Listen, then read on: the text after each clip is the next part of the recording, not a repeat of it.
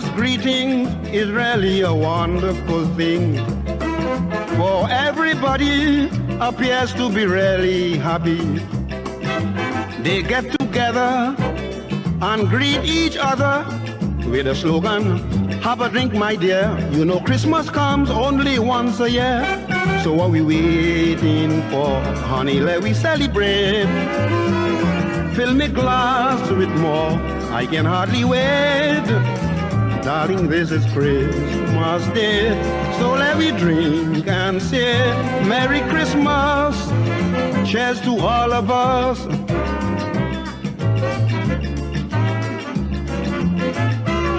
Fun.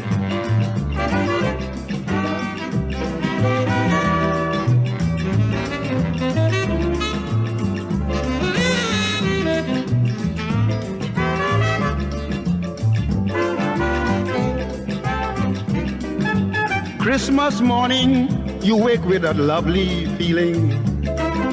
Music playing, you just want to keep on jumping. As things get warmer, up come your next door neighbor. Neighbor, don't you know, you must charge your whiskey before you go. So what we waiting for, honey, let we celebrate. Fill me glass with more, I can hardly wait. Darling, this is Christmas Day, so let we drink and say Merry Christmas. Cheers to all of us.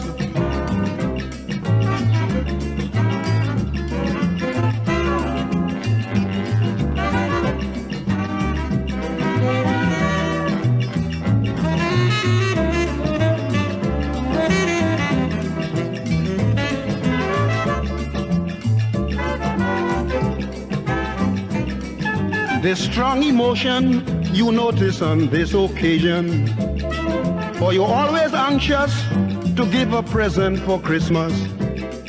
We give out freely and wholeheartedly.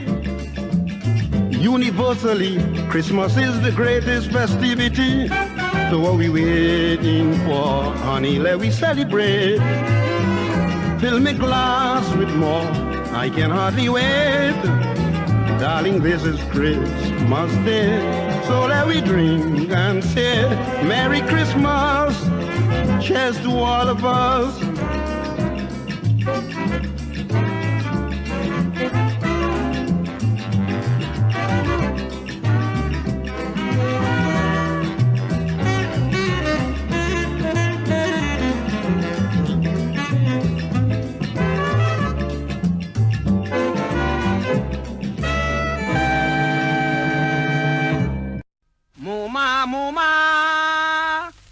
Would you like to join your sonny?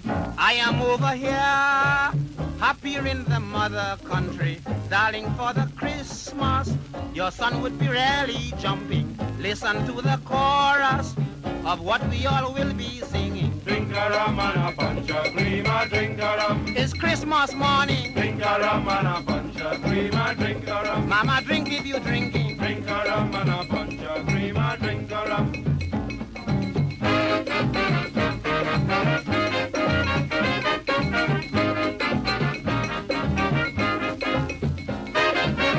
Again, Muma, I have invited Jamaica, lovely Grenada, Barbados and Demerara.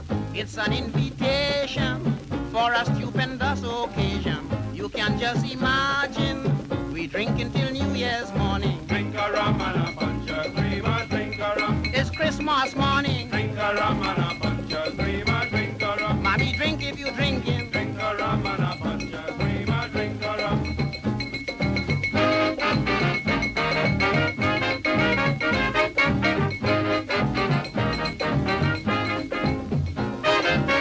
The fete is grand, bottles of all description, you must understand. Liquor to supply a nation. I have ordered whiskey, punch of prima gin and brandy, lime and tonic water, lemon heart and angostura. Drink a rum and a punch a cream, a drink a rum. It's Christmas morning. Drink a rum and a punch a cream, a drink a rum. Mommy, drink if you drinking. Drink a rum and a punch a cream, a drink a rum.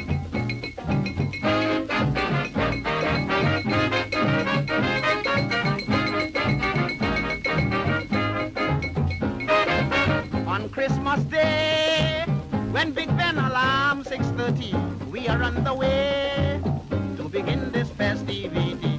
Later in the evening, we passing through Piccadilly, everybody dancing and singing the same melody. Drink a rum and a bunch of cream, a drink a rum. It's Christmas morning. Drink a rum and a bunch of cream, a drink a rum. Mama, drink if you drinking. Drink a rum and a bunch of cream, a drink a rum.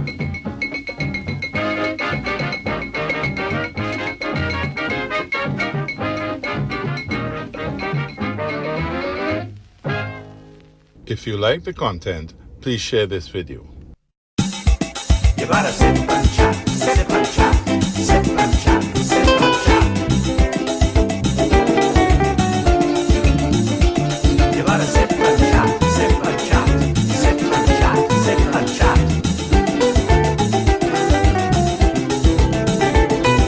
Sip, sip, sip, sip it, sip, sip, sip, sip it.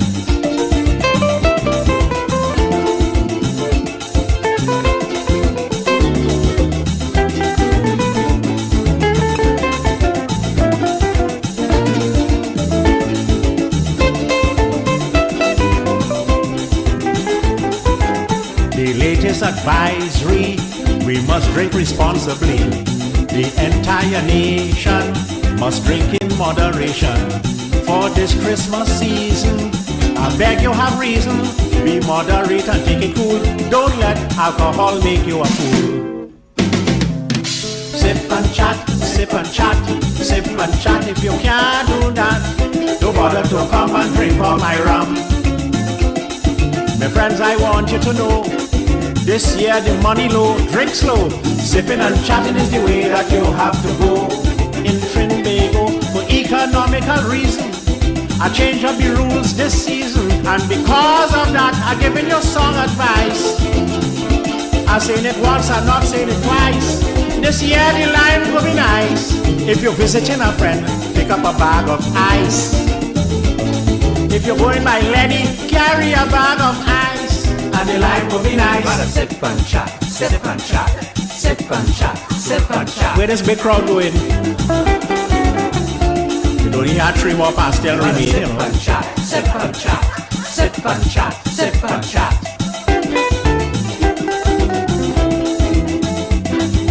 Sip, sip, sip, sip it, sip, sip, sip, sip it.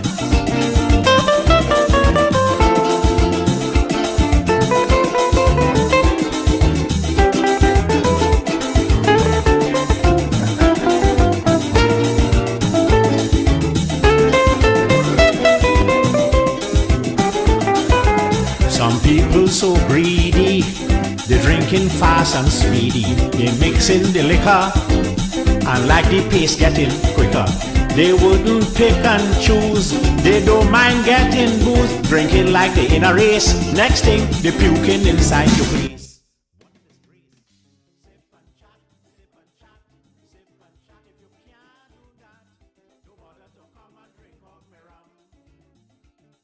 My friends, I want you to know, this year the money low. Sipping and chatting is the way that you have to go. Drink slow, for economical reasons. I change up the rules this season, and because of that, I'm giving you song advice. I'm saying it once, I'm not saying it twice. This year the line will be nice. If you're visiting a friend, carry a bag of ice. If you're going by Placid, pick up a bag of ice, and the line will be nice. Gotta sip and chat, sip and chat, sip and chat, sip Hey and boy, chat. how you drinking so fast? Take your time now. You want to finish the bottle? Yes, indeed. Of course, a pleasant good night to all and sundry once again. I was merely saying earlier, I realized that I was a bit mute. But what I was saying is that we're going to mellow a bit tonight and at the same time reminisce and at the same time wish you, of course, all the best for 2024. But Dr. Khaled will be with us as well tomorrow morning when, of course, he will give his greetings and all of the other things that we would have missed. And, of course, what is complimentary and usual for a time like this. On this, of course, eve of New Year's. Let's listen to old time and of course, some renditions that you may not be familiar with or would not have heard for a very long time. Tonight is purely local. Sip and chat, sip and chat, sip and chat. If you can't do that, don't bother to come and drink out me rum. My friends, I want you to know, this year the money low, drink slow. Sipping and chatting is the way that we have to go. For economical reason, I change up the rules this season, and because of that, I'm giving you some advice. I'm saying it once, I'm not saying it twice. This year the line will be nice. If you're visiting a friend, pick up a bag of ice. If you're going by David Comer, carry a bag of ice, and the line will be nice. You're lucky or you bring ice, you know, otherwise I'd have put all you out already. You're drinking too fast. It's only a flask of the whiskey I have, you know. And when you see that pretty quarter of the rum done, you know, I mean, ice or no ice, all you have to hit the door. I say no more. Sip it, sip it, sip it, sip it, sip it.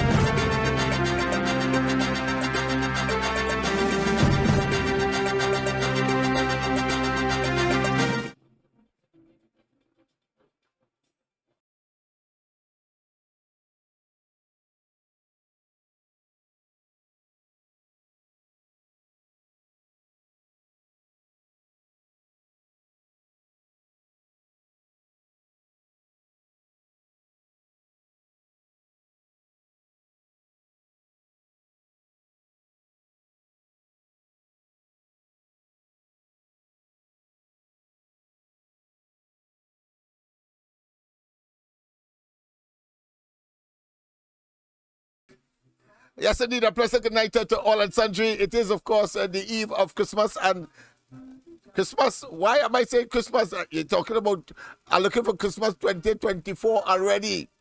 Of course, I'm ready to, of course, get on with this elections to make certain that, of course, the impediment and the threat to our democracy is totally eliminated. That's the only reason why I will talk about Christmas now, which, of course, is now in the past. I'm talking about Christmas, of course, of 2023. That being as it may,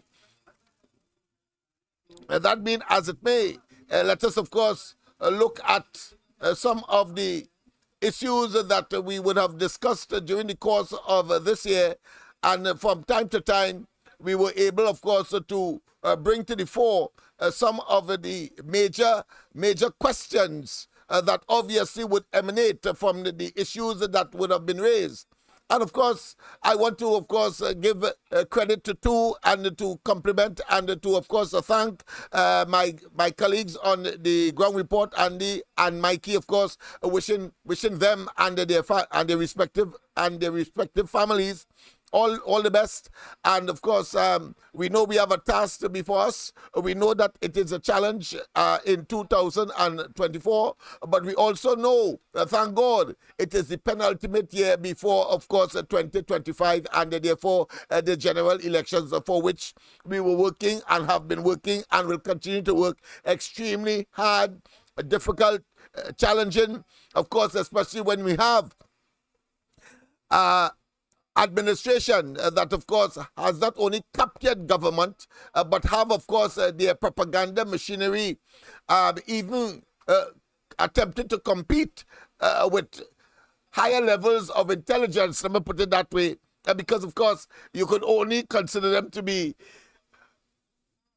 talk show hoax, because clearly what they have been doing is attempting to spread a alternate reality that clearly is based on fiction, based on deception, and based on, of course, continuing, of course, to generate a situation where, of course, evil will prevail. And we have often said, and that is a cliche that cannot be, or a proverb that cannot be questioned, and that is, evil cannot prevail over a good, and that is given, and that is a maxim. It is axiomatic, and therefore one expects that inevitably by 2025 we will, of course, get rid of the albatross of the evil and of the wickedness that is, of course, the Rowley PNM administration. But, of course, as I said, we will try to nestle tonight's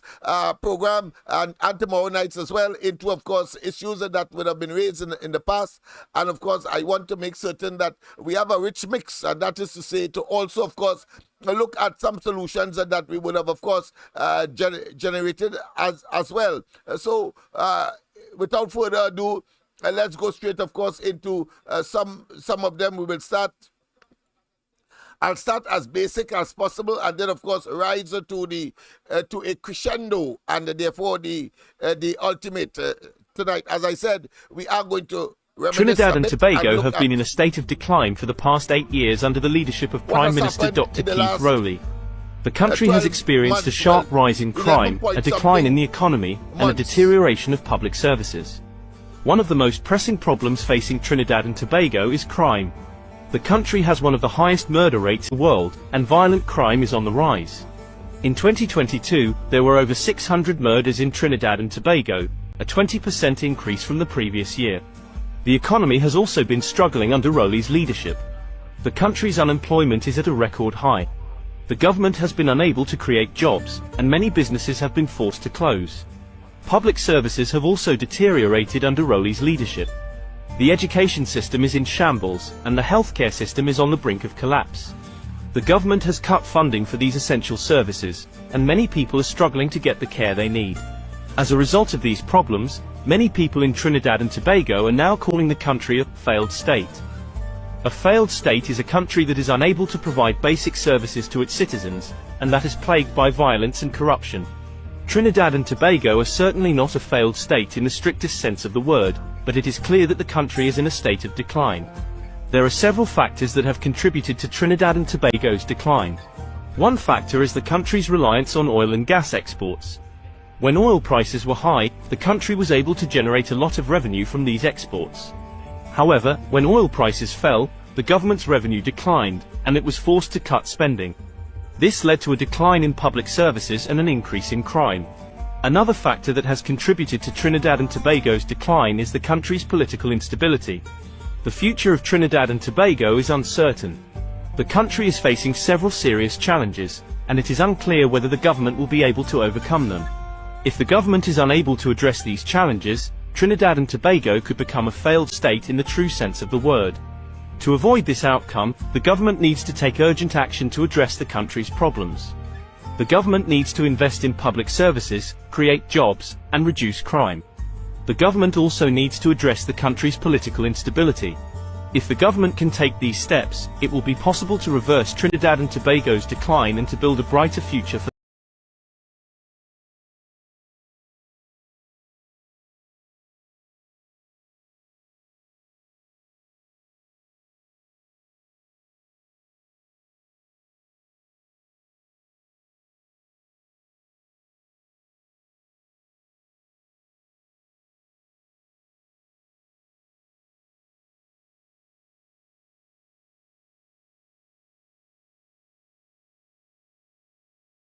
talk about the energy sector's performance in the last 8 years. Let's start, I'll take you from Chaguaramas all the way to Galeota.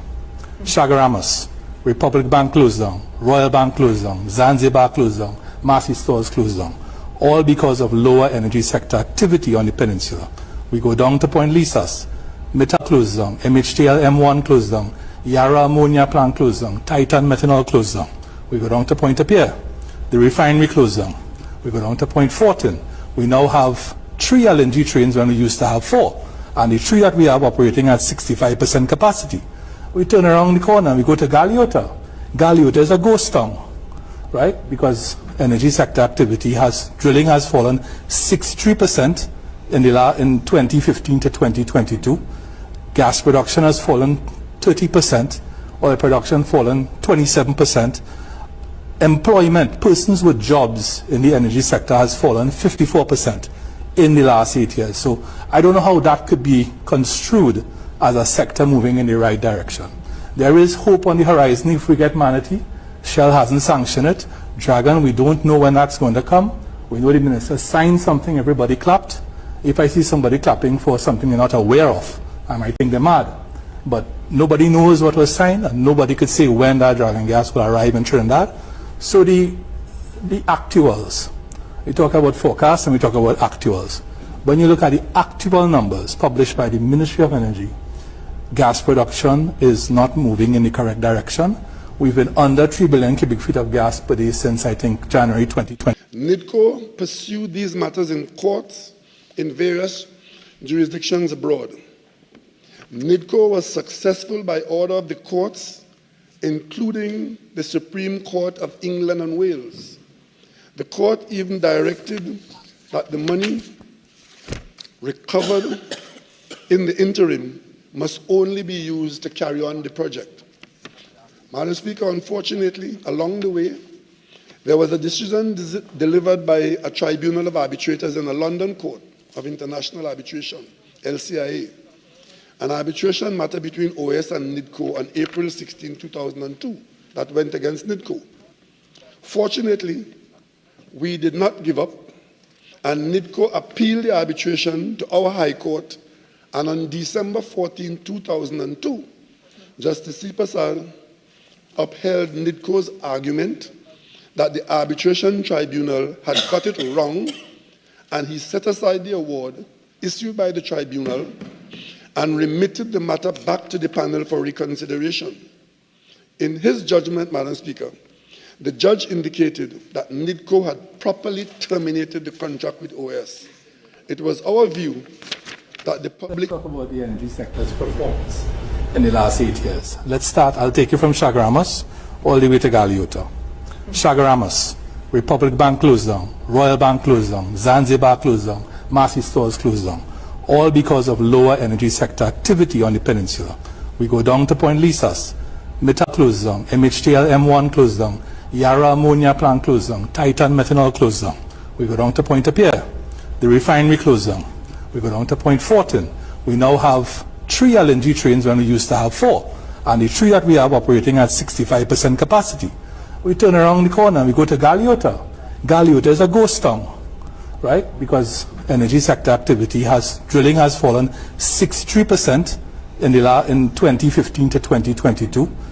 Gas production has fallen 30%. Oil production fallen 27%. Employment, persons with jobs in the energy sector has fallen 54% in the last 8 years. So I don't know how that could be construed as a sector moving in the right direction. There is hope on the horizon if we get Manatee. Shell has... So people, I thought it was important, of course, to refresh and to reiterate and to regurgitate, because, of course, as we look into or look towards 2024, clearly the optimism that the Prime Minister and Seo Cheong and his minions would have, of course, projected to the national community. Whilst, of course, he jets away. Clearly, does not fall in sync. It does not equate to the realities that are on the ground. And these would have been some of the pertinent, the critical concerns that we would have had. The sine qua non, for example. The sine qua non, that, of course, would have been the reality of Trinidad and Tobago, the important elements to, of course, make a judgment call, but it's only what I consider to be the illusion and the delusion of the administration seem to be, of course, the only pocket, the only what I consider to be very minuscule oasis of optimism. I suppose, why not? They are eating ham, lamb, and jam, and of course exploiting the situation, and still, of course, like a total and absolute political and economic and social parasites, they are, of course, in our faces simply because they are wearing the cloak of not only government but as minister and as ministers, as well as, of course, a prime minister. I say this is the greatest threat to our democracy, the greatest threat to our economy, the greatest threat to our survival as a nation, as a community, as a civilization called Trinidad and Tobago. And therefore, all of the realities we are going to try our best to address, and at the same time look at alternatives, because clearly this government, the choices that they would have made in circumstances where they had the choice to make better choices so as to advance, what we are seeing is that they are making choices simply for a small group, a 1% as some call it, or something like 20% of the citizenry that enjoy, of course, ham, lamb, and jam, are whites, of course, the 80% remaining, or in some instances, the 99% remains, of course, in abject poverty, hopelessness, and, of course, lack of optimism and no kind of motivation by the government in order, of course, to take us out of the morass and the destruction that is inevitable if we do not take action. And what is the action we must take? We must go out there in 2025, pray to, of course, survive 2024, and then, of course, do what we have to do in order to salvage and to save ourselves.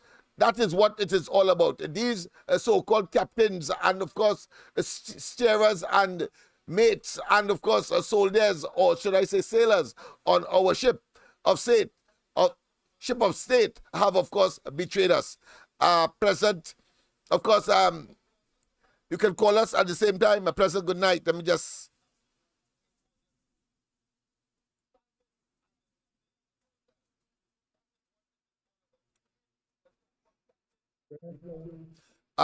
pleasant good night. Well, of course, as good as could be in the circumstance. You have to pray to survive 2020. Right? And also go on 2025. Right? As that election so long for me now, boy. This visa time government you have in this country are causing people to have no security over themselves, no confidence in business and anything like that. Nothing at all. The only hopelessness, as they say. Them to be in charge of this country for over 400 to 500 years again. Nah, boy, that's too long. That's too long, because if they had a call an election, they will call that quite in August 2025. That's a year and 8 months again to. That is too long for them to be in power. You know what? People go there by that time.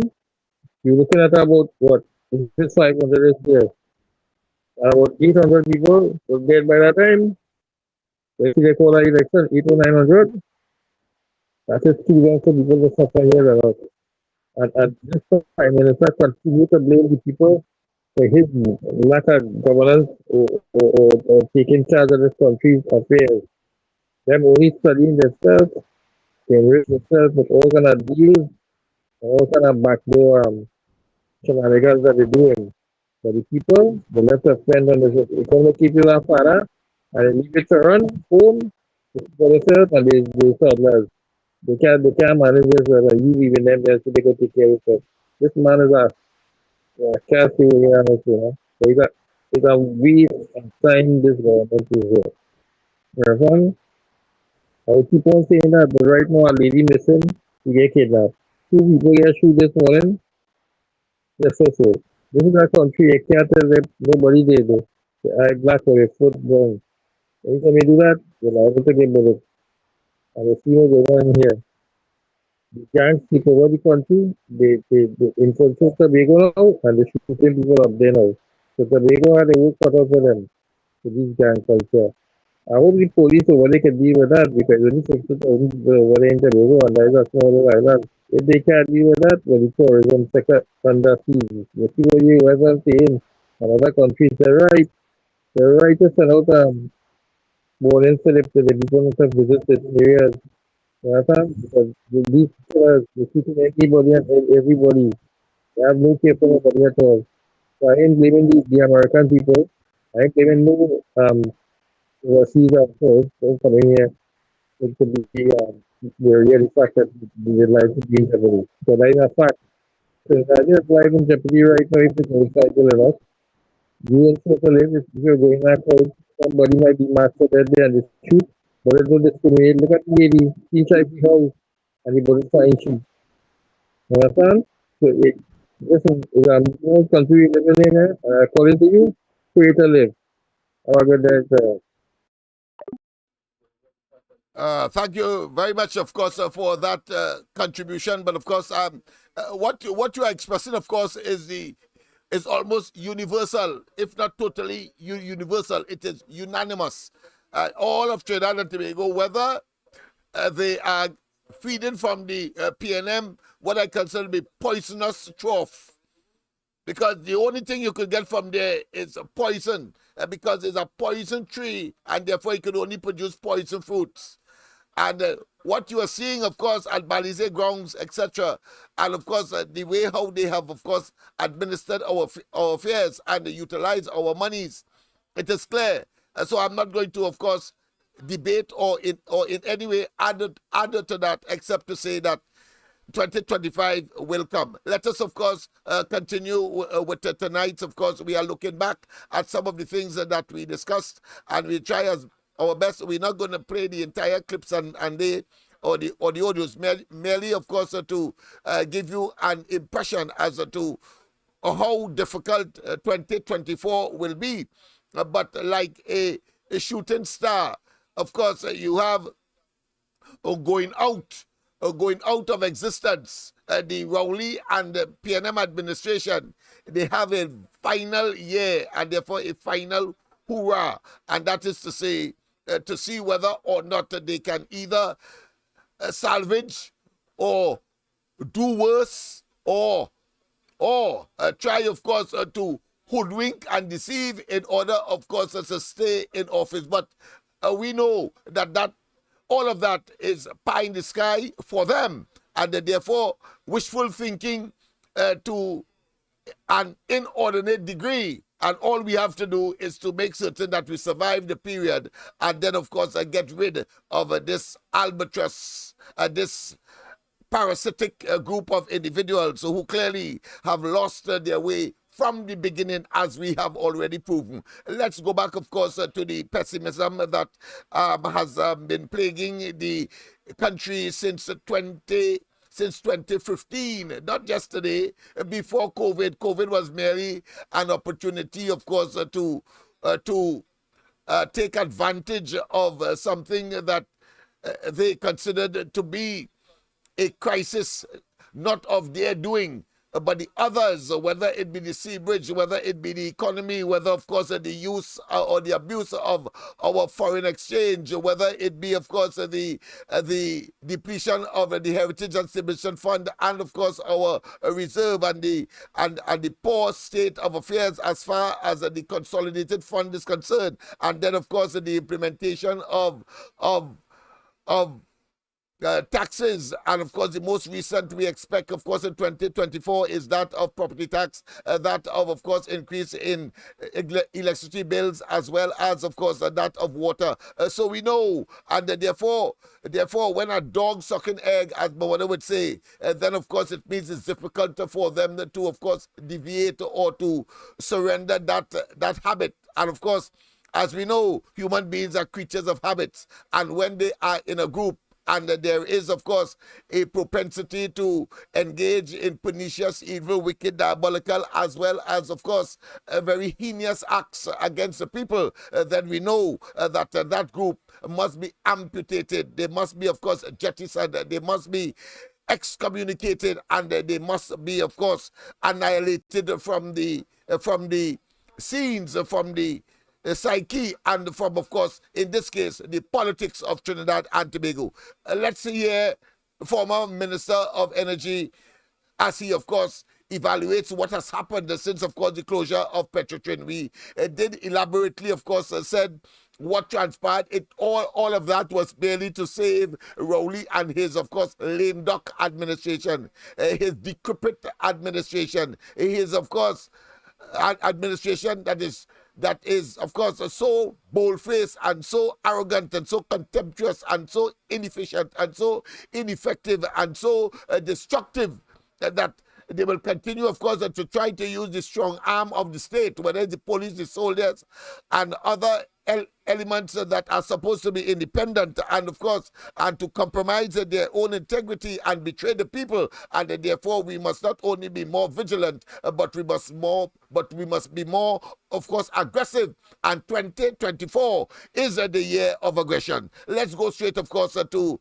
the Kelvin Ramnarine, as he, of course, complete his evaluation of the situation, having regard, of course, to the closure of Petrotrin, the way that the government did it, and of course, plunge at least the southwestern peninsula, 65,000 persons into a state of poverty, as a state of course, hopelessness, and a state of community and personal and family degeneration, as well as, of course, economic disaster that is, of course, the southwestern peninsula. A pleasant good night to all of you down there. I'm sure that you cannot wait for 2025 so as to do your duty on this occasion, and I'm sure as well that you will not be lured or deceived by any talk or impression or indication that Rowley, he's a black man, and that he's offended by a bunch of bananas or a hand of bananas, and of course he ain't no monkey and all that kind of nonsense that he comes up with in order, of course, to appeal to your base instinct and to generate this tribal antagonism that, of course, we have seen him done, but not in the interest at the end of the day of that group that he said that he loved, because he is a total and absolute pseudo-racist. A pseudo-racist is one who utilizes his own race in order to get where he wants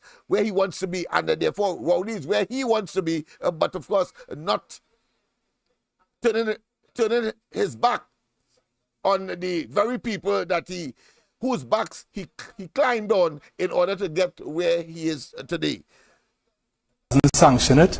Dragon, we don't know when that's going to come. We know the minister signed something, everybody clapped.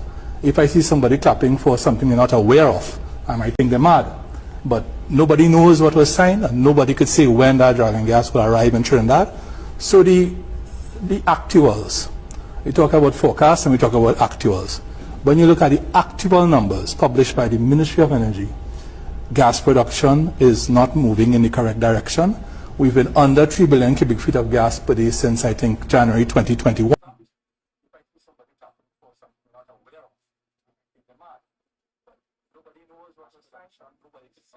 Those plans of about 80%. So it's worrying space. And I'm saying, the message I'd like to get out tonight is that I don't see any sort of reprieve for that narrative I just gave there until 2028.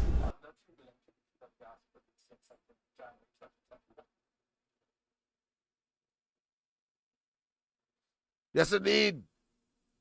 Let's continue. Let's continue with the review.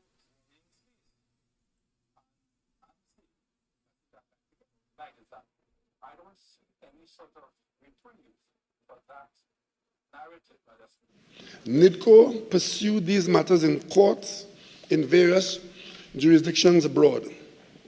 NIDCO was successful by order of the courts, including the Supreme Court of England and Wales. The court even directed that the money recovered in the interim must only be used to carry on the project. Madam Speaker, unfortunately, along the way, there was a Of course, that was another piece of disaster that took place during the course of 2023. That, of course, like a total and absolute madman, mad dog, out of their wits decision, where for the first time you had two parallel state agencies having an investigation. First, Rowley was bamboozled and trying, of course, to salvage the fact that there was only one issue there. And the issue is that it was the government of Keith Christopher Rowley back in 2015 and coming forward that infringe by dismissing effectively, constructively, the OAS, the company that was constructing that highway from Brazil, of course, to Point Fortin. Full stop. It had nothing to do with their bankruptcy. They had indicated to the previous administration that they would have been able to continue. But more than that, Rowley has changed his tongue on the matter now. Remember, you were saying that they were bankrupt. Now he's saying that they were up for judicial review. They were up for judicial support or protection. Yeah, because no way. And in fact, today, they are back on even keel, having, of course, satisfied the courts both in Brazil and in New York. And now they are a viable and, of course, continuing business. Whilst Rowley trying to hoodwink us and tell us and gaslight us and telling us that somehow he made the right decision. And now we, of course, utilizing our money, has two parallel, of course, investigation. One, he has a commission of inquiry, and he has extended, of course, the terms of reference to include, of course, some mysterious, some amorphous clause that he said on the eve of the election, as if the PNM is not accustomed with that. We saw that, of course, very, very clear when, of course, the Manning administration was going out of office, of which he was a part, and they did the same thing. So it is not a question of principle as far as he is concerned. It's a question of we must do it. I must do it, but you cannot do it. Do as I say, but don't do as I do. That disfigured, ugly, and wicked man, inhumane, and of course any port for a storm, and therefore we must see him for what he is, and that is a conniving, wicked, evil, and of course a criminal or a malfeasant individual that ought not to be trusted, or indeed ought not to have been in government in the first place, in government at all. But as a minister, as a prime minister, etc., I don't know what has happened to the PNM. And I don't know what will happen to them after this epoch of disaster, more ways than one, internally, externally, and otherwise, for a party that has demonstrated some degree of resilience, but that resilience has turned out to be in vain. In vain, people, in vain. Let's go straight again and hear Rowley as he tried to, of course, fool and deceive and to generate some kind of importance utilizing the parliament, as he did, of course, with those fake pieces of paper he called emails. Delivered by a tribunal of arbitrators in a London Court of International Arbitration, LCIA, an arbitration matter between OS and NIDCO on April 16, 2002, that went against NIDCO. Fortunately, we did not give up, and NIDCO appealed the arbitration to our High Court, and on December 14, 2002, Justice C. Pasal upheld NIDCO's argument that the arbitration tribunal had cut. I think that's enough hogwash on that matter. We have settled that already, and clearly, no matter what they do, whether they put it in local courts, which of course has no jurisdiction, frankly, because of course the international contractual understanding is that they would have to, of course, go to arbitration, and the local courts or any other court does not figure in this matter. He is merely trying to delay the inevitable, and that is costing us over $1 billion, because that is what the arbitration said must be paid to OAS for the nonsense and the of course destruction and the danger that of course Rowley has put our treasury in once again. Too many times, and not to be, of course, not only concerned, but to say to Dr. Rowley, and we have seen it, of course, with respect, of course, to the payment of legal fees. We have seen it in the case of acquisition of boats for the so-called sea bridge between Trinidad and Tobago. We have seen it, of course, in the spending of $200 million on train 1 for nothing. We have seen, of course, the construction of a $400 million highway to nowhere, to Manzanilla. We have seen, of course, the expenditure of over $200 million for the purchase of Massey Communications. For what reason, we don't know, because, of course, we've seen cyber attack after cyber attack, and of course the usual, of course, attempting, of course, to make people scapegoat. So of course the CEO had to be the fall guy, and she has gone, but of course the saga has not yet finished. She will be, of course, taking legal action, and we can go on and on. Oh, what a sorry state of affairs. Oh, what a sorry state of affairs. And we finish yet, because when we look at Vincent Nelson and $10 million, and he's still, of course, looking to sue the government for further $90 million. And when we see, of course, the very people who they said was part of a construction cartel take the government to court, and now, of course, Namalco, for example, a company that has sued the government for almost $1 billion, and they got at least $600 million already, and there's still, of course, a determination for one in terms of assessment, not to adjudicate, not to assess the facts, to assess how much money. And then, of course, there are two others that could well bring up the $1 billion and more. But of course, the very awards that the court gave to Namalco could amount by itself to $1 billion when one considers the interest that would have accumulated over the last 8 years of this wicked, incompetent, nasty and dangerous group of individuals. The greatest threat to Trinidad and Tobago is, of course, the government of Trinidad and Tobago, and it is, of course, nestled in the hands of Keith Christopher Rowley and a party called the PNM, a criminal enterprise. Look at them sleeping on the job. A bunch of sleepy.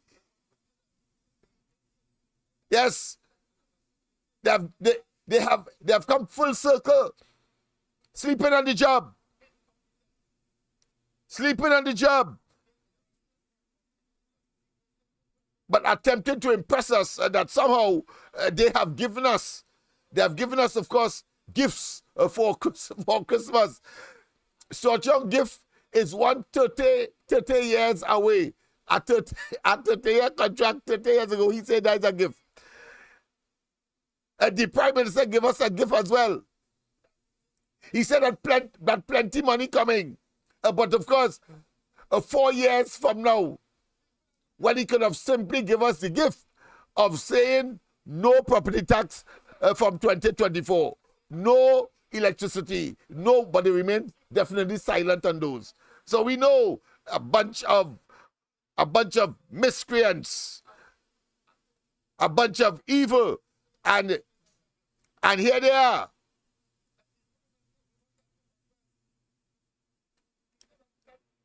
There they are, sleeping. The National Security Minister, whilst of course the country is awash with blood. Awash with blood for 2023. And they sleep on the job. Why is they sleep? Why is they sleep? There is Nero, the emperor, the Roman emperor, who of course they say set his own domain afire, and then of course gone and sleep and fiddle and twiddles. Well, that is what has happened here in Trinidad. These fellas have instituted, of course, the destruction of Trinidad and Tobago, and then they go abroad or they fall asleep. Yes, indeed, they fall asleep. Yes, indeed. And let's go straight, of course, to the lines as well. Of course, we take it anyway. Of course, don't forget 337-6940, 337-6940. That's the number to call. And if you want, of course, any assistance that we can give, well, of course, the other number, we will, of course, oblige. That being as it may, pleasant good night and all the best for 2024. Good night. Good night, Lennox. Yeah, boy. You're looking new brand for the new year, boy.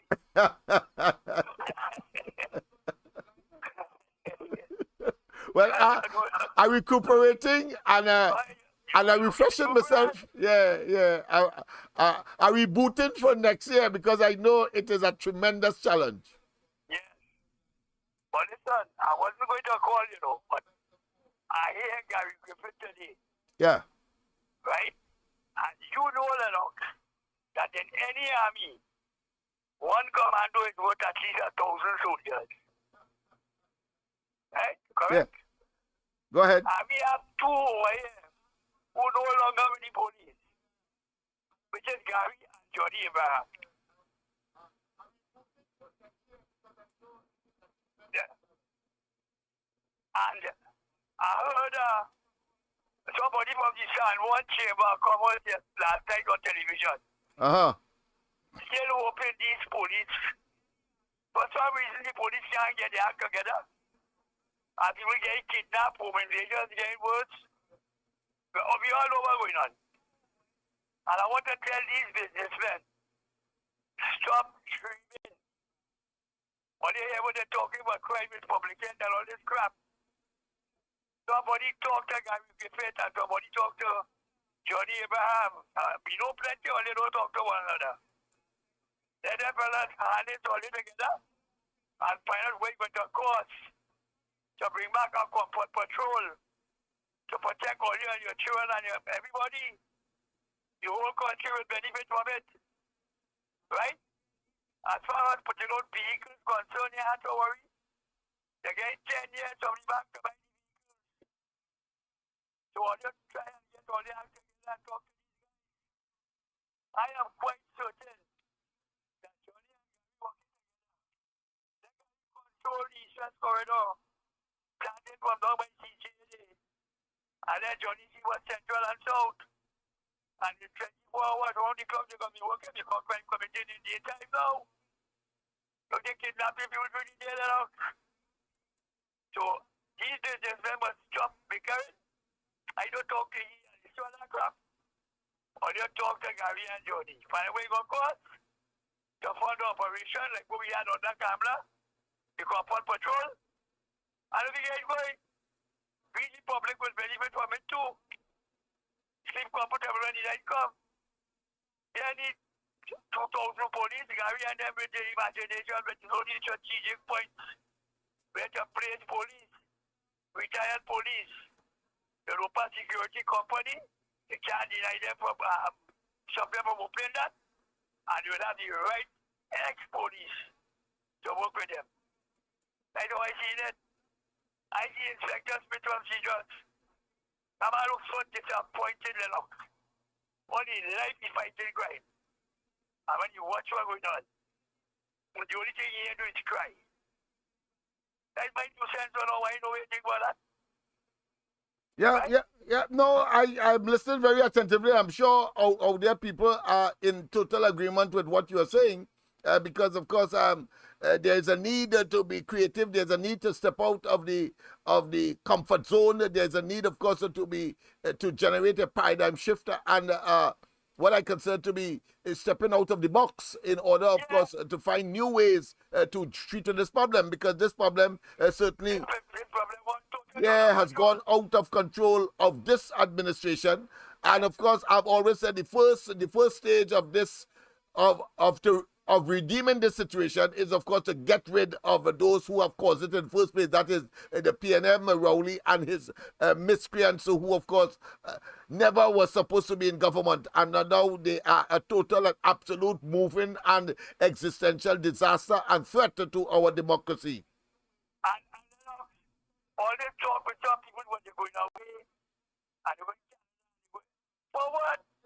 You're born and go here.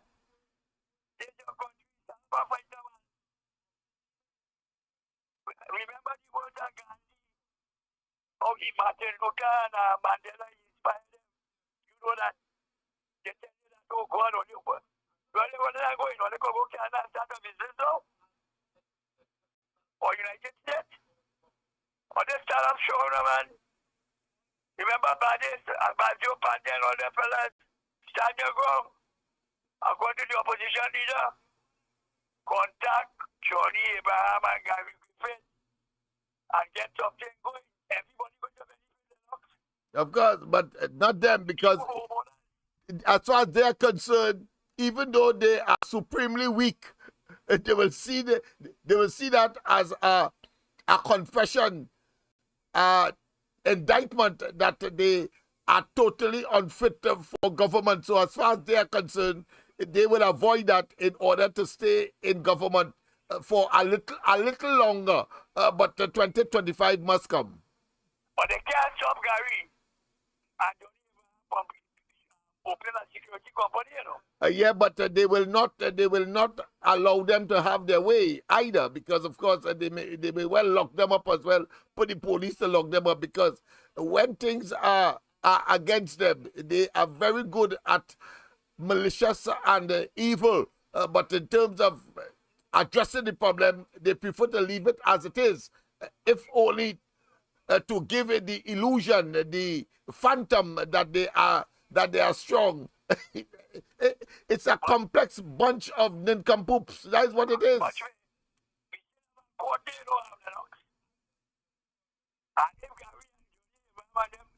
Apply for a security company, right? Yeah. To represent the businessmen, everybody. Yeah. They can't deny them that right. Yeah, well, I mean, well, that is a different story. If that would be the preferred, let's say, security company to guard their compound and so on. But I have seen a conflict and a government that is so thin-skinned that they will put the official police in the tails,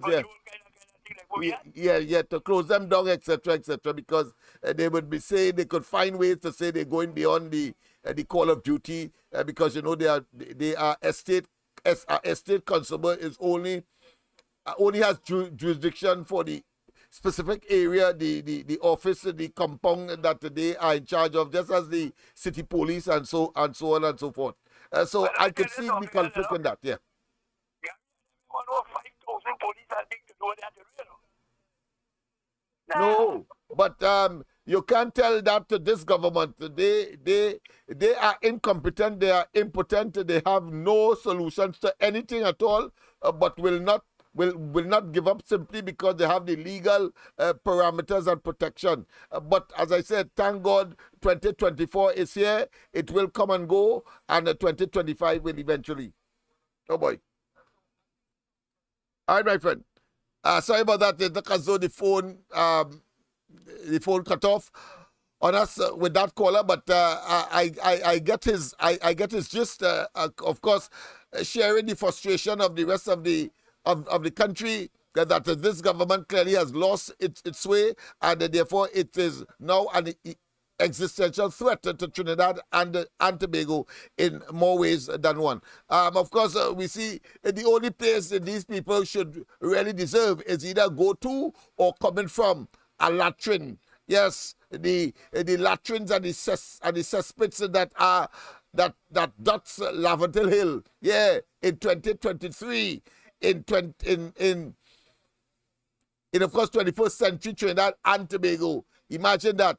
And stone's throw from Port of Spain, you have these, of course, you have these latrines dotting the Laventille Hill that could be a public health threat, rather than, of course, claiming that the crime situation is, in fact, that by this government.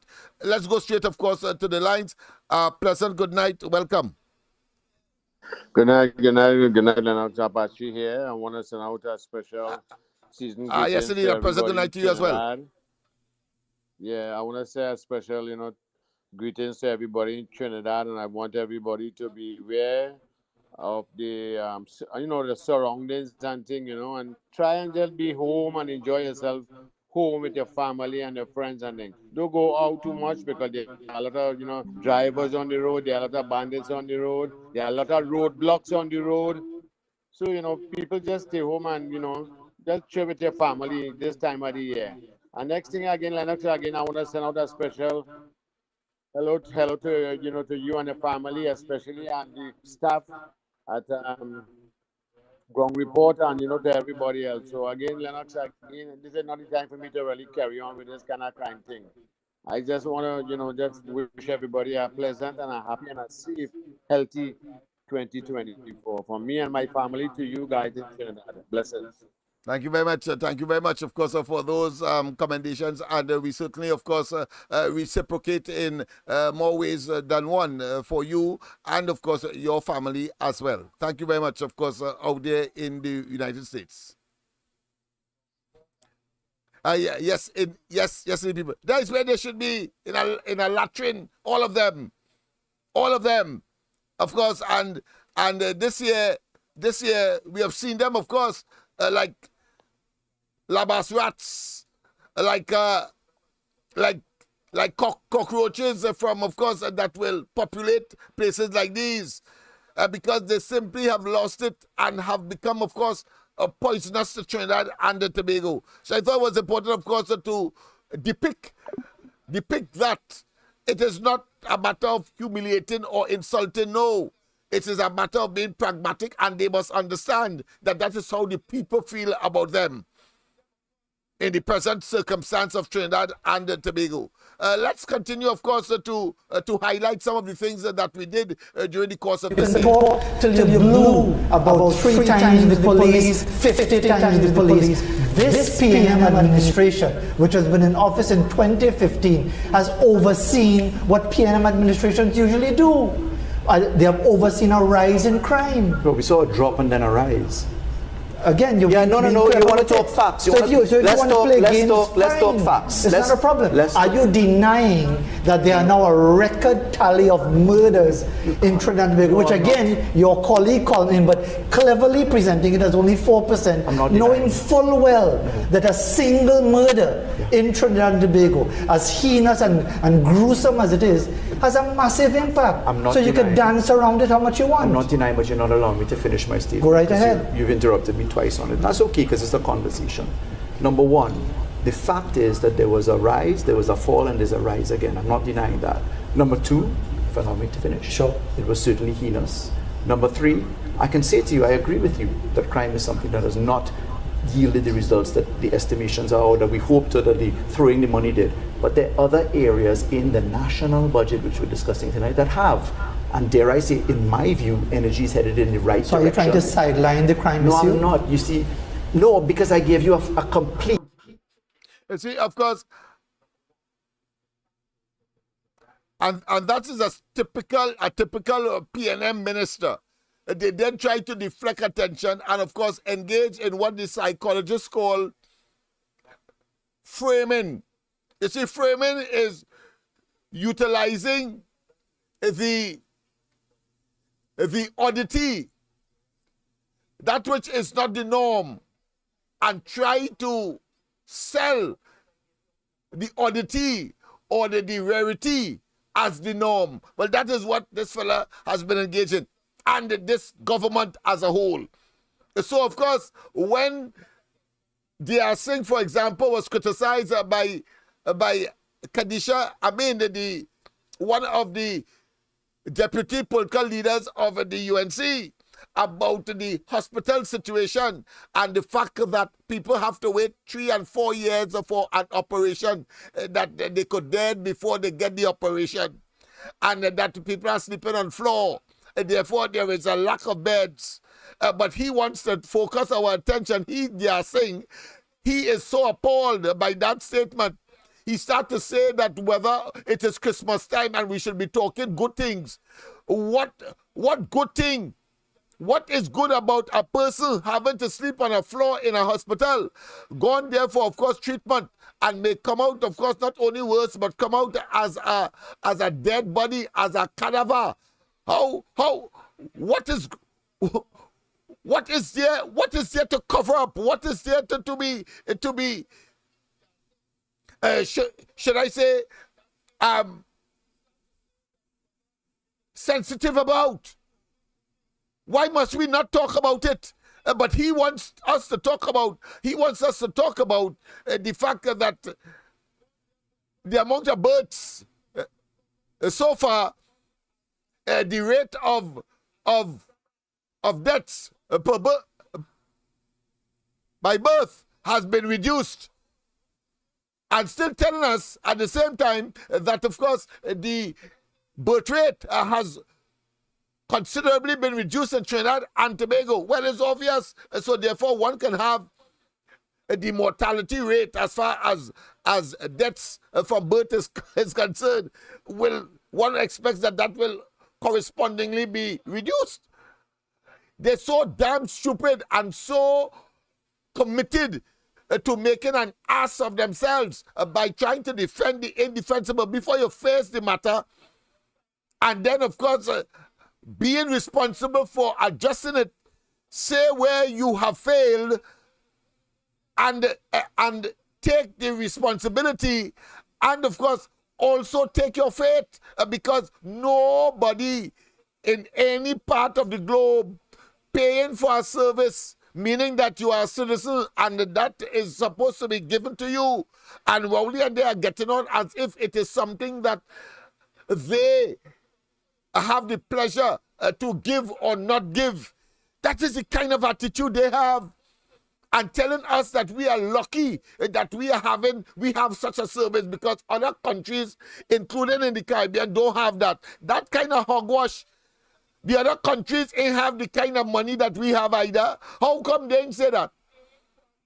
How come they ain't say that the per capita income of Trinidad and Tobago is the 3rd highest in the Western Hemisphere? How come they ain't say that? But no, they want you to believe that somehow they arrogate unto themselves. A fella who now come on the scene and talk about Rowley and his entire bunch of neophytes, Johnny come latelys. They are telling you that you should be lucky if you're getting something from welfare. You should be lucky if you're getting, of course, old age pension. You should be lucky if you're getting a salary from the government. You should be lucky if, of course, you are getting, of course, some kind of special privilege from institutions such as NIDCO, which of course provides some resources, and even that they cannot manage properly to, of course, businesses, because we have seen a deterioration, if not a deterioration and reduction in, of course, businesses coming out of COVID. And they said that they had $22 billion to manage that.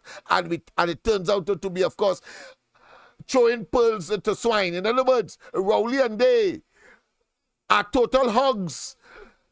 And to give them the treasury to manage our affairs is like throwing pearls to swine. And they have demonstrated, of course, their incompetence, impotence, and their inability to manage the affairs of the country. Let's not waste time with that. But, of course, I just wanted to, of course, highlight that fact that they will continue, of course, to try to hoodwink, try to deceive, and try to promote themselves. When, of course, the overwhelming evidence is that they are incompetent, impotent, they have not delivered, and they must be thinking seriously about getting out of office. And if they don't, as we have seen, then we must think seriously of getting them out of office, because they cannot believe that somehow they depend on us to get there, and when they get there, somehow they arrogate to themselves that they got there just so, without, of course, the involvement of the electorate. They are living in a state of apparent perpetual delusion and illusion. The electorate ultimately will make them see and bring them back to reality, but out of government, as we have seen in Tobago. So, of course, so let us not waste time. Let us not waste time, and let us not, of course, be in any way engaged in these platitudinous mumbo-jumbo that these people are engaged in for, of course, their inappropriate and their inability and their undeserving presence in government to manage the affairs of Trinidad and Tobago. They are the threat, they are the existential threat to Trinidad and Tobago. Let's go to the next clip.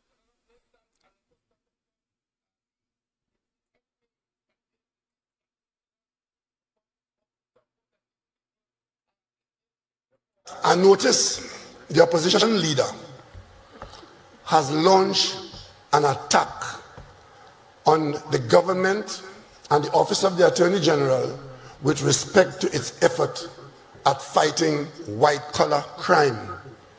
I'm putting you all on notice.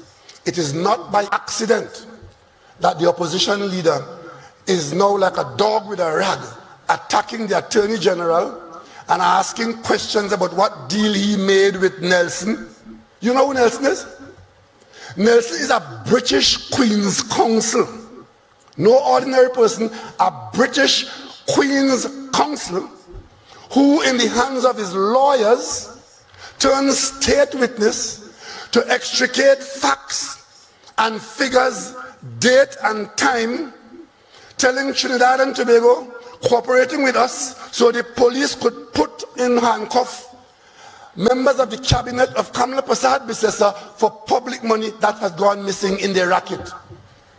And you hear that from the opposition leader about the Attorney General making deal. Let me ask you all a question. Do you see the American Attorney General making deals with people to turn witness, to get evidence, to prosecute people?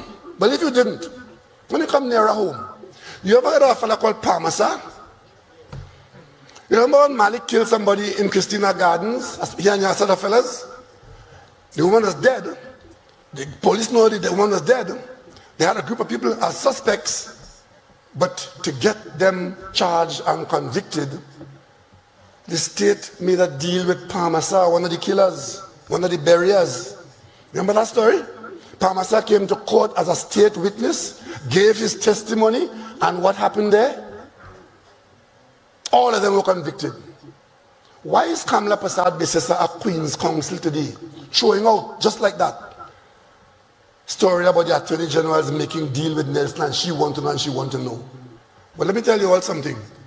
There's a lot that we in the government know that we are not talking about, because they want us to talk about it because that will become their defense. They're looking for a defense to say publicity or political. So we've kept our silence last term, last election, and now, because we genuinely believe that the wheels of justice, they turn slowly, but they do turn. What the opposition leader is doing there in inserting herself into, you heard today, an attorney general in Trinidad and Tobago saying that this country's government has had to complain about witness tampering in matters of white-collar criminal prosecution. He had to say that today because it is the opposition leader who introduced that topic into national debate. Fact. They are attempting to tamper with the witnesses. And the opposition leader is making statements to cast doubt on the prosecution of people who have questions to answer in white-collar crime situations. Just cast doubt. Create confusion. Give them an argument to argue. And I say tonight, Kamla Prasad Bisesa, Queen's Counsel or Senior Counsel, whatever you are, shame on you. Did the Prime Minister and members of the Cabinet authorize Faris to promise Mr. Nelson that his Attorney General will recommend to the DPP that no criminal proceedings be brought against Nelson? The Attorney General has no power to tell the DPP or recommend to the DPP not to institute criminal proceedings against Nelson or anyone. That power and jurisdiction is that of the DPP and the DPP alone, pursuant to Section 90 of our Republican Constitution. Any such recommendation by the AG will amount to misbehavior in public office and the perverting of the course of justice. I tell you, this document is really astonishing. The AG offering Mr. Nelson mouthwater and luscious promises in exchange for a witness statement. Based on the indemnification agreement, Faris Al-Rawi purports to promise Mr. Nelson if he provides that statement. Is this your signature, Attorney General? Is this your signature, Attorney General? This week, Fazir, lest Trinidad and Tobago forget, there is going to be an appearance in court. Vincent Nelson QC comes to court to be sentenced by the courts of Trinidad and Tobago for his admissions in those courts as to certain matters which affect certain other people in this country. Right. That's going to be an historic first-in-time event in the country that is Trinidad and Tobago. AG offering Mr. Nelson mouthwater and luscious promises in exchange for a witness statement. After receiving a statement from Nelson, the AG settled the matter with Mr. Nelson and agreed to pay $10.23 for his admissions in those courts as to certain matters which affect certain other people in this country. That's going to be after receiving a statement from Nelson, the AG settled the matter with Mr. Nelson and agreed to pay him $10.23 TT. Did the Prime Minister and members of the Cabinet authorize Faris to promise Mr. Nelson that his Attorney General will recommend to the DPP that no criminal proceedings be brought against Nelson? The Attorney General has no power to tell the DPP or recommend to the DPP not to institute criminal proceedings against Nelson or anyone. That power and jurisdiction is that of the DPP and the DPP alone, pursuant to Section 90 of our Republican Constitution. Any such recommendation by the AG will amount to misbehavior in public office and the perverting of the course of justice. I tell you, this document is really astonishing. The AG offering Mr. Nelson mouthwater and luscious promises in exchange for a witness statement. Based on the indemnification agreement, Faris Al-Rawi purports to promise Mr. Nelson if he provides that statement. Is this your signature, Attorney General? Is this your signature, Attorney General?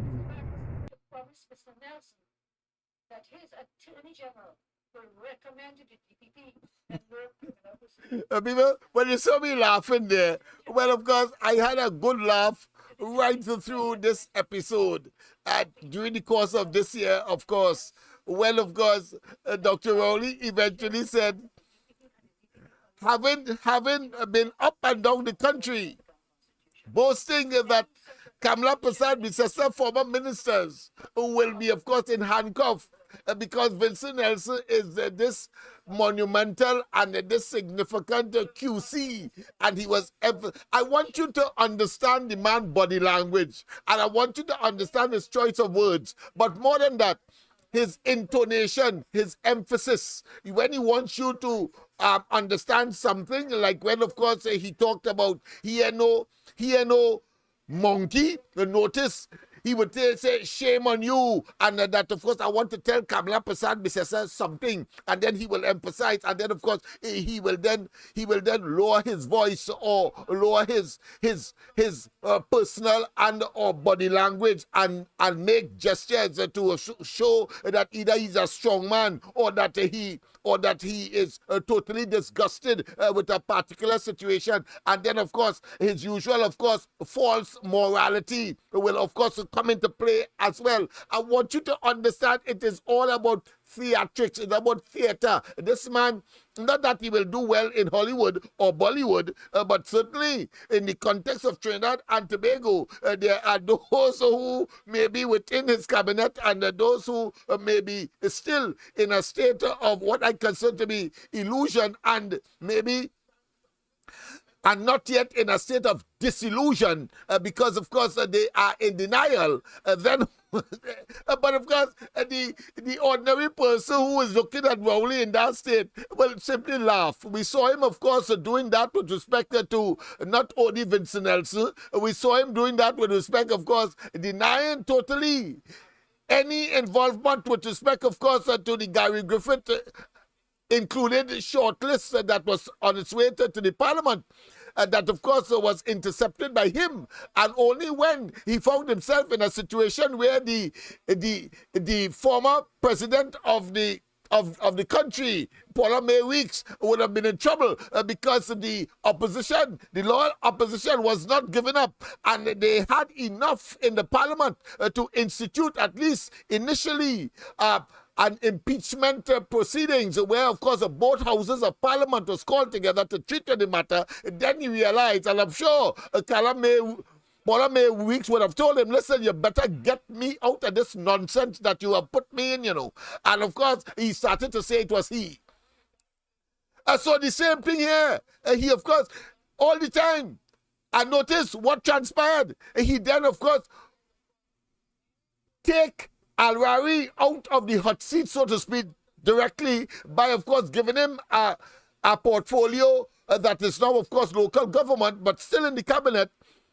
A fellow who should be fired summarily for engaging in that kind of what I consider to be misbehavior and corruption and an attempt as an attorney general to pervert the course of criminal justice, because remember, it's two significant legal minds that they try to entrap. They constructed evidence to try to humiliate and try, of course, to bring down the UNC in terms of their malicious conduct and intent. And then he wants to come now and in our faces and say and get on as though all these things did not happen. I trust that you are not swayed by any damn thing they would have said, whether it's Christmas, no Christmas into the new year, and they could empty the treasury. You know what you have to do. We know what we have to do. The first constituency that must be returned a defeat for the PNM is, of course, Diego Martin West. Rowley must understand that he's a blasted alien, that he is a Tobagonian, and the Tobagonian don't want him, and therefore, if his own rejected him, why the hell Trinidad must absorb or take on that kind of rubbish, according to, of course, I think Mikey would say, that Labastarian. Yes, we have a duty and responsibility to excommunicate, to annihilate, and to, of course, generate the catharsis, the cleansing that is required, and vomit these fellows out of existence and out of the political minds, and, of course, the local scenario as far as politics is concerned, and relegate the PNM to the dustbin of political history in this country. There must be just a thought and or things that our future generation read in books. In books, yes. That's what must now happen. Because that kind of behavior is unfathomable and unacceptable and cannot be in any way, not only countenance, but cannot be forgiven. There can be no forgiveness with that kind of behavior. No forgiveness whatsoever.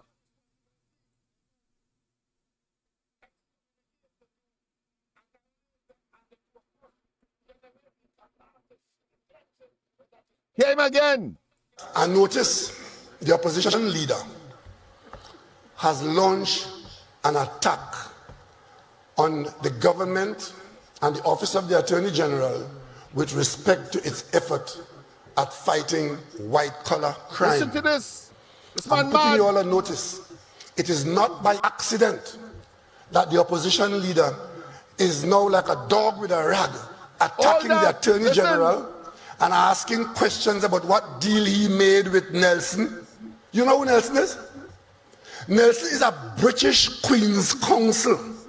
No ordinary person, a British Queen's Counsel who in the hands of his lawyers turns state witness to extricate facts and figures, date and time, telling Trinidad and Tobago, cooperating with us so the police could put in handcuff members of the cabinet of Kamla Prasad Bisesa for public money that has gone missing in the racket. And no, you tell me. He was saying that before Kamla Prasad Bisesa and they, due to the what I consider to be conscientious public servants, and therefore persons who were totally disgusted with that kind of attempt to construct fake, and Anand Ramlogan and Ramdeen was subjected to the greatest and the most, what I consider to be the ultimate humiliation. Their homes were ransacked. The police descended on their homes and their offices, went in their offices and take documents. Understand? Handcuffed them and brought them to court and charged them as well. Charged them, of course, handcuffed them and brought them to court. You know the criminal law is the worst thing as far as the legal system is concerned in any country. Once you find yourself in the criminal justice system, for whatever reason, the level of humiliation and the level of social, what I consider to be derisation, a derision, would be so overwhelming. Some people kill themselves, some people commit suicide with that shame that the police put their hand on you. Understand that? Rowley and they smiling without qualms, without any compunction, without any humanitarian disposition, and cause that to happen to two senior and well-known and well-respected and career building in the legal fraternity, and continue so to do. Talking about Anand Ramlogan and Ramdeen and Rowley sat there, and look how we boast about it. Look how we boast about it.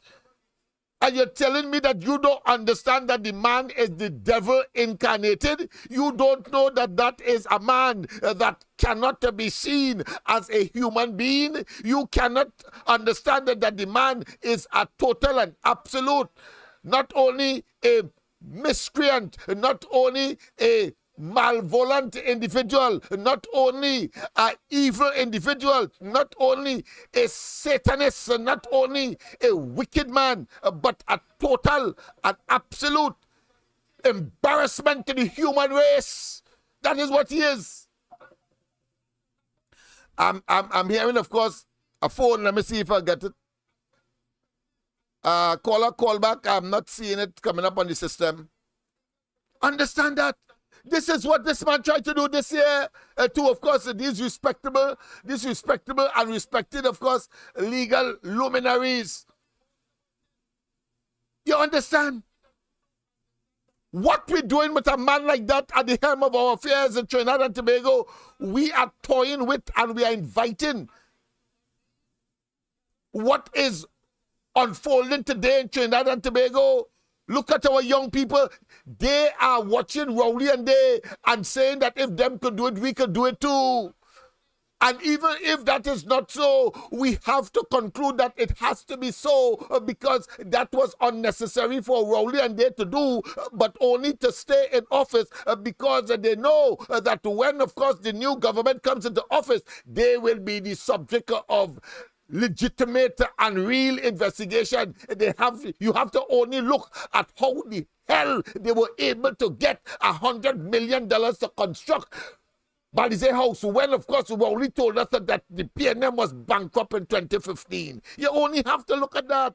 So that, as far as they're concerned, they are fighting for their lives, but utilizing our resources and the privilege that we gave them by virtue of an election both in 2015 and 2020, and now it has come full circle and we know who they are, then, of course, they know that the ass is grass. Ass is grass. So, of course, they will do anything, but the Lord moves in mysterious ways, his wonders to perform. Yes, indeed. Let's go straight, of course, to the line. Let's go straight to the line. Pleasant good night, welcome, and all the best. A pleasant good night to you, Lennox, and everybody on the chat, and all the best. All the best. Let me wish everybody a happy new year. Right now, because I don't know what is going to happen tomorrow night, because you know I have dogs, right? Yes. And Lennox, when you see the fireworks start, so good, they can't leave them by themselves. Anyway, Lennox, Rowley keeps forgetting when he was getting on like a dog with a rag. When with man and Unicott, he forgot how he got on like a wajang in Parliament in 2009, right? About the property tax. That people in his constituency can't pay $100 in property kind of thing. And now we are being asked to pay this property tax every month, Lennox. Lennox, I am so sick and upset. Right? When a friend of mine told me, Lennox, she has a simple house. Her house was valued at $45 rent. Who is going to pay $12,000 a month for that house? The tiles. She doesn't air condition. And they value the woman's house at that. Lennox, she is upset. She is sick with worries. How is she going to get that money? Because it's working out to be about $350 a month. They never give pensioners an increase and coming out to take a whole $300 out of that pension every month now. Lennox, I don't know where. I want to know if Papa God not hearing the cries of the people, you know.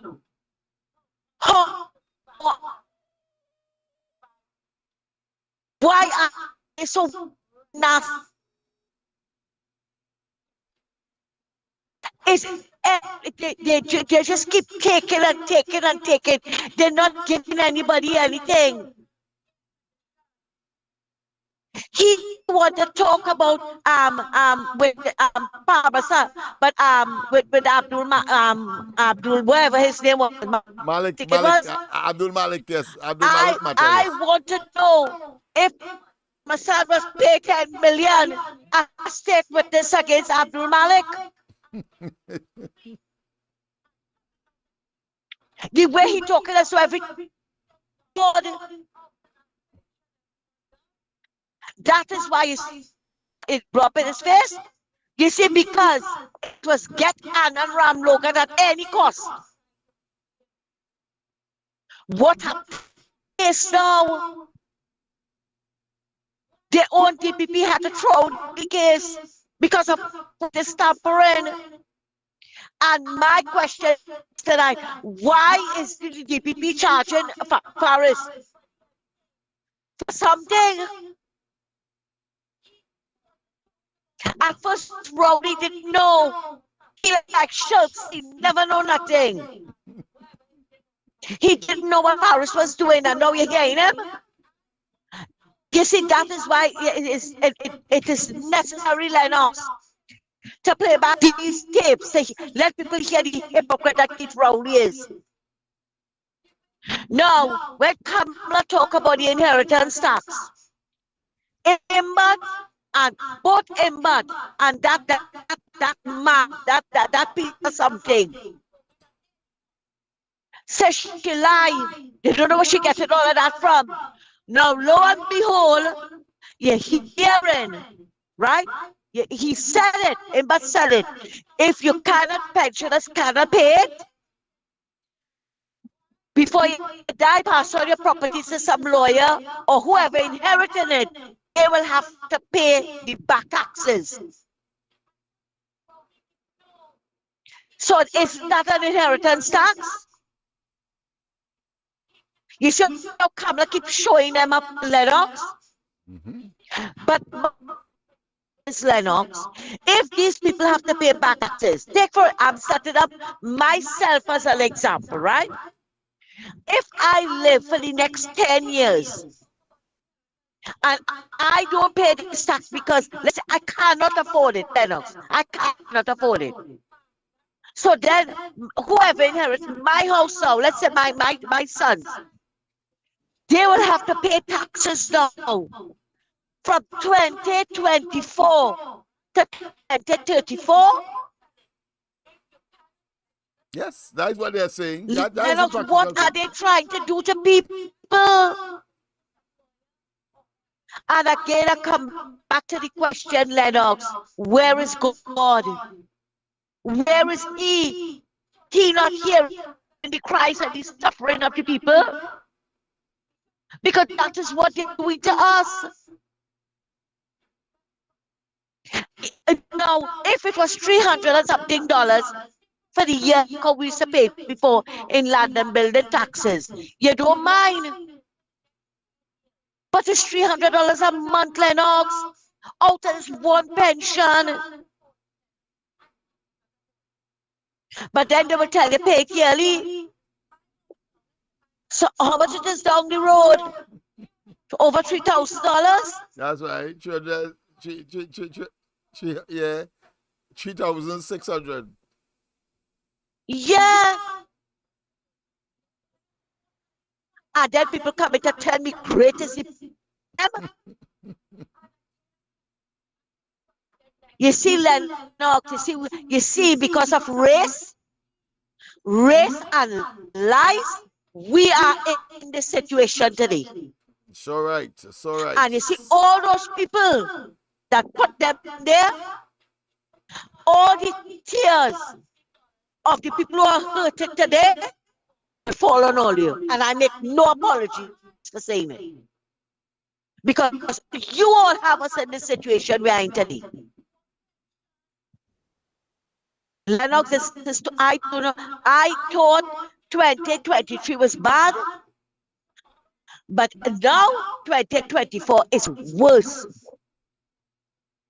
I done make up my mind already, Lennox. I have nothing to give anybody. Anybody come and ask me for anything, go and ask him, but he have all the money. I don't have any.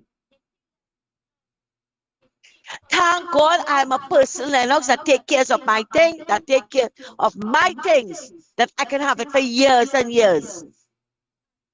Because as it is now, we can't afford to buy anything again. Lennox, I don't know. Yeah, you keep saying 2025 will reach soon, right? And I hope, you see the suffering that we're going through now, People don't take God out of their thoughts and vote back for the PNM. Because listen to that arrogant man. They don't care about people.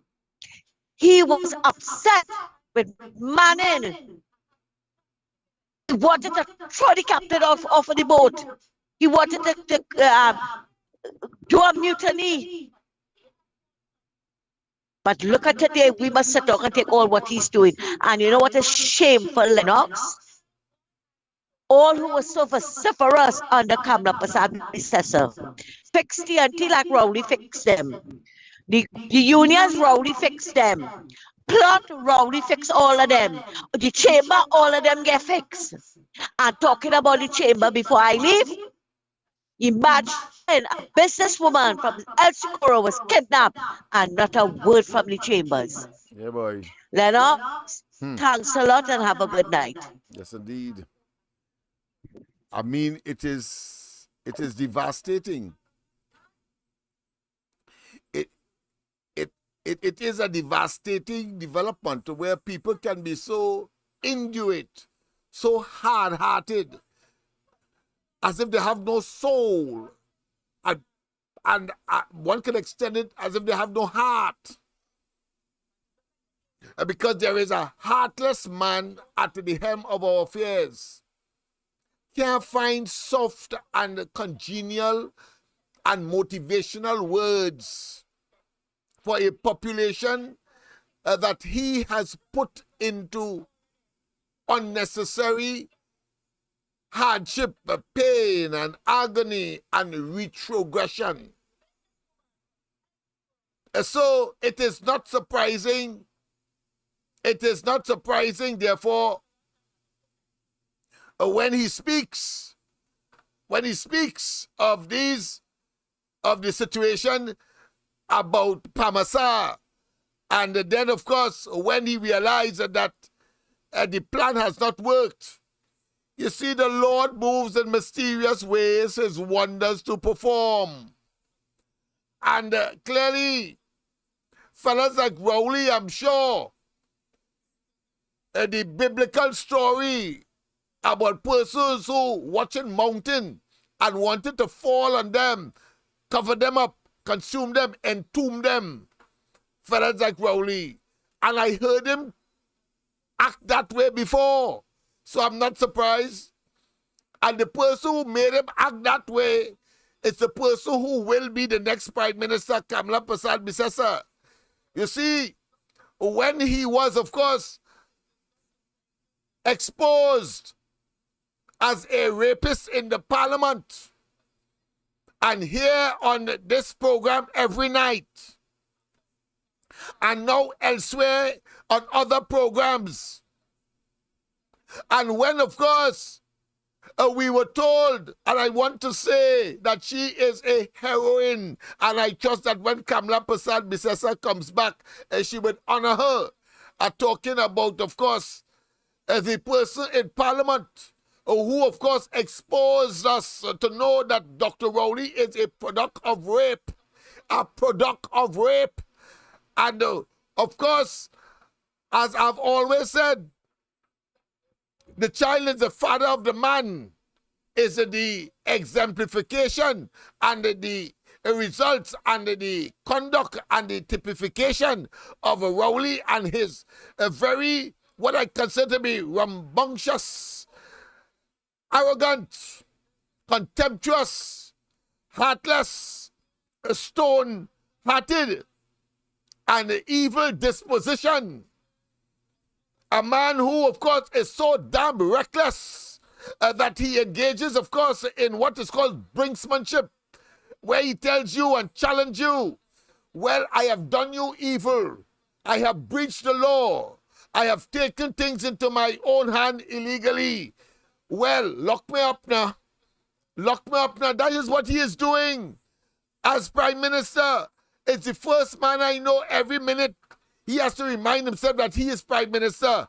As Prime Minister, I did this. As Prime Minister, this and that happened. And we can go on and on. That is the kind of man we are talking about here.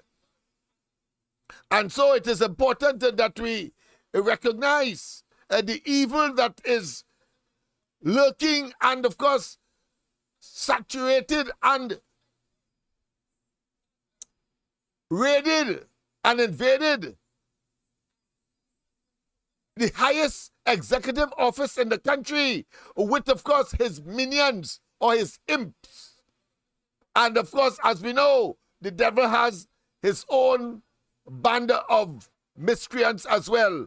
And Rowley should be no exception. Rowley should be no exception, people. Yeah. Let us not waste time with that.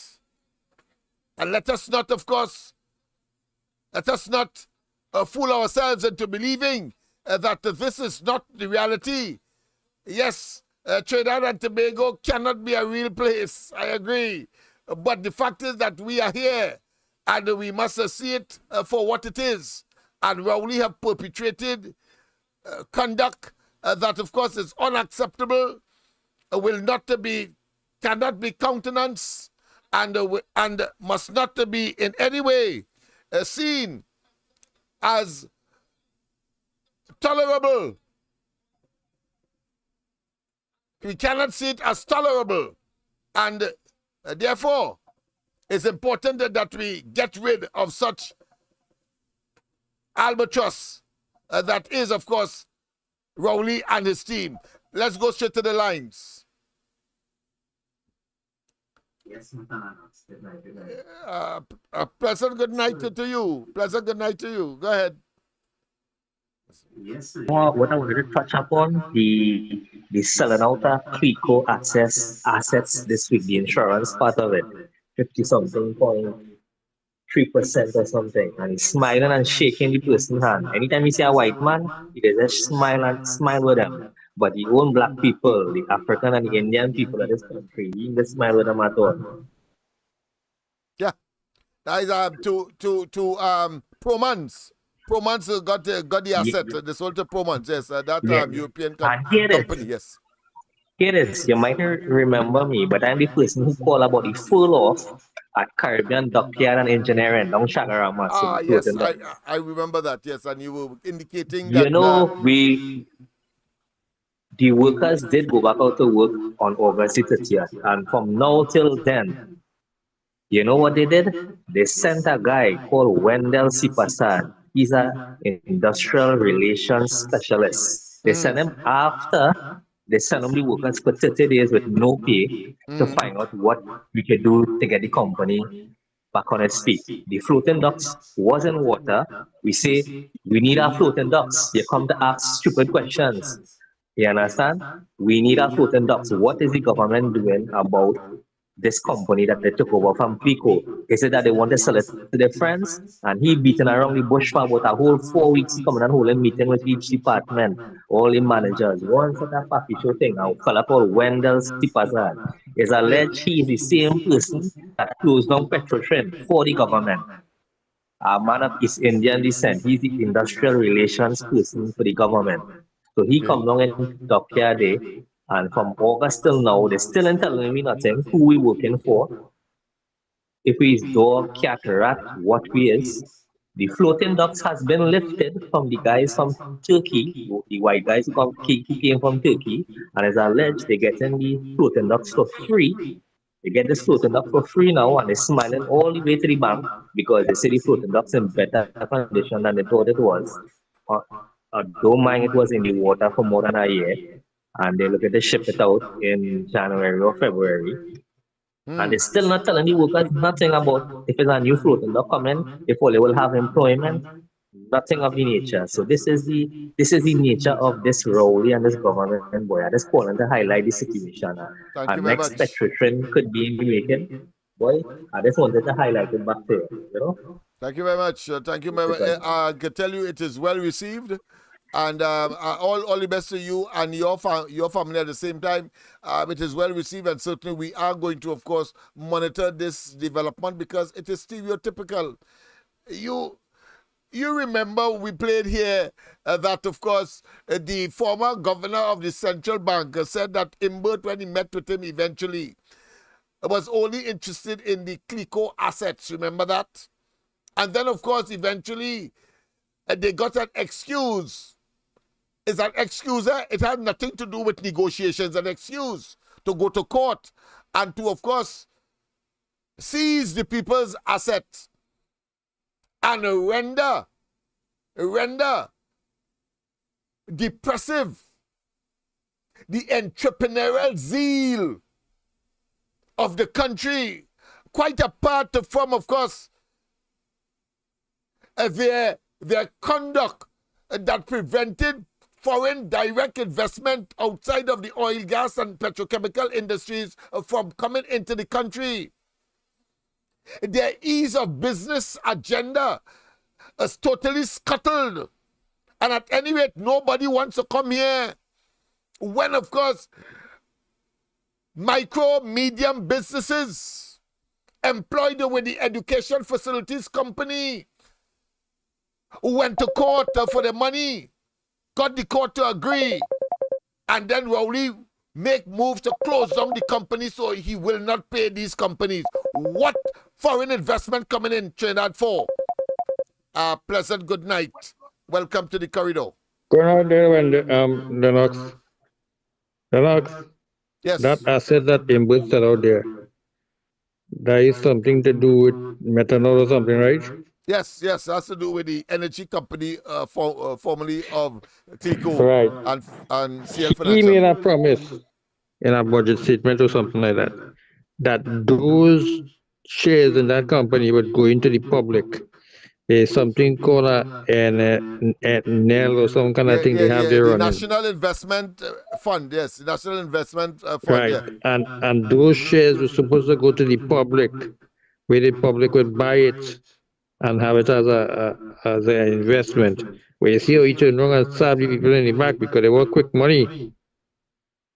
Right? So you tell me the country booming and the everything going up, and yet that is $2 billion.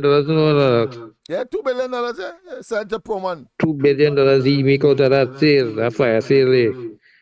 Listen, when they done sell out all Pico asset and everything like that, the only thing they will have to sell is the jockey short. Because everything they touch, they sell out. This is the only government, Lennox, that any asset that this country have, the first thing they're looking to do is fire sale it when they get into hardship. Because you see, they don't, like quality, you do nobody coming here to invest nothing. So that is why they had to sell those assets to make money. Because if they had nothing coming in here, where they will get money from? Oil and gas can't carry this country again. No foreign exchange. That's what's going on here. Right? And this government can't attract nothing like that. So this is the reason why they're doing all of these things. But if people go end up, get up one morning and find out that everything they sell, including them, right? In the end, you know, because that is what they're doing. When they can't sell no more, they go sell me out. How about good or not? Yes, indeed. Well, I want to tell you categorically that they sell us out already long time, since 2015. Secondly, they are selling these things willy-nilly, helter-skelter, higgledy-piggledy, every Monday morning for their own survival. So they think. They believe that they could survive the next elections with, of course, selling that because they are looking for quick money, not only for themselves, kickbacks notwithstanding and corruption notwithstanding, because we only have to look at Balizé House and understand that, but it's to save themselves. They are obsessed now with doing things to save themselves. So they know, we know, that is pie in the sky to tell us that plenty money coming, of course, from the Dragon deal, when in fact that is 3 to 4 years up the road.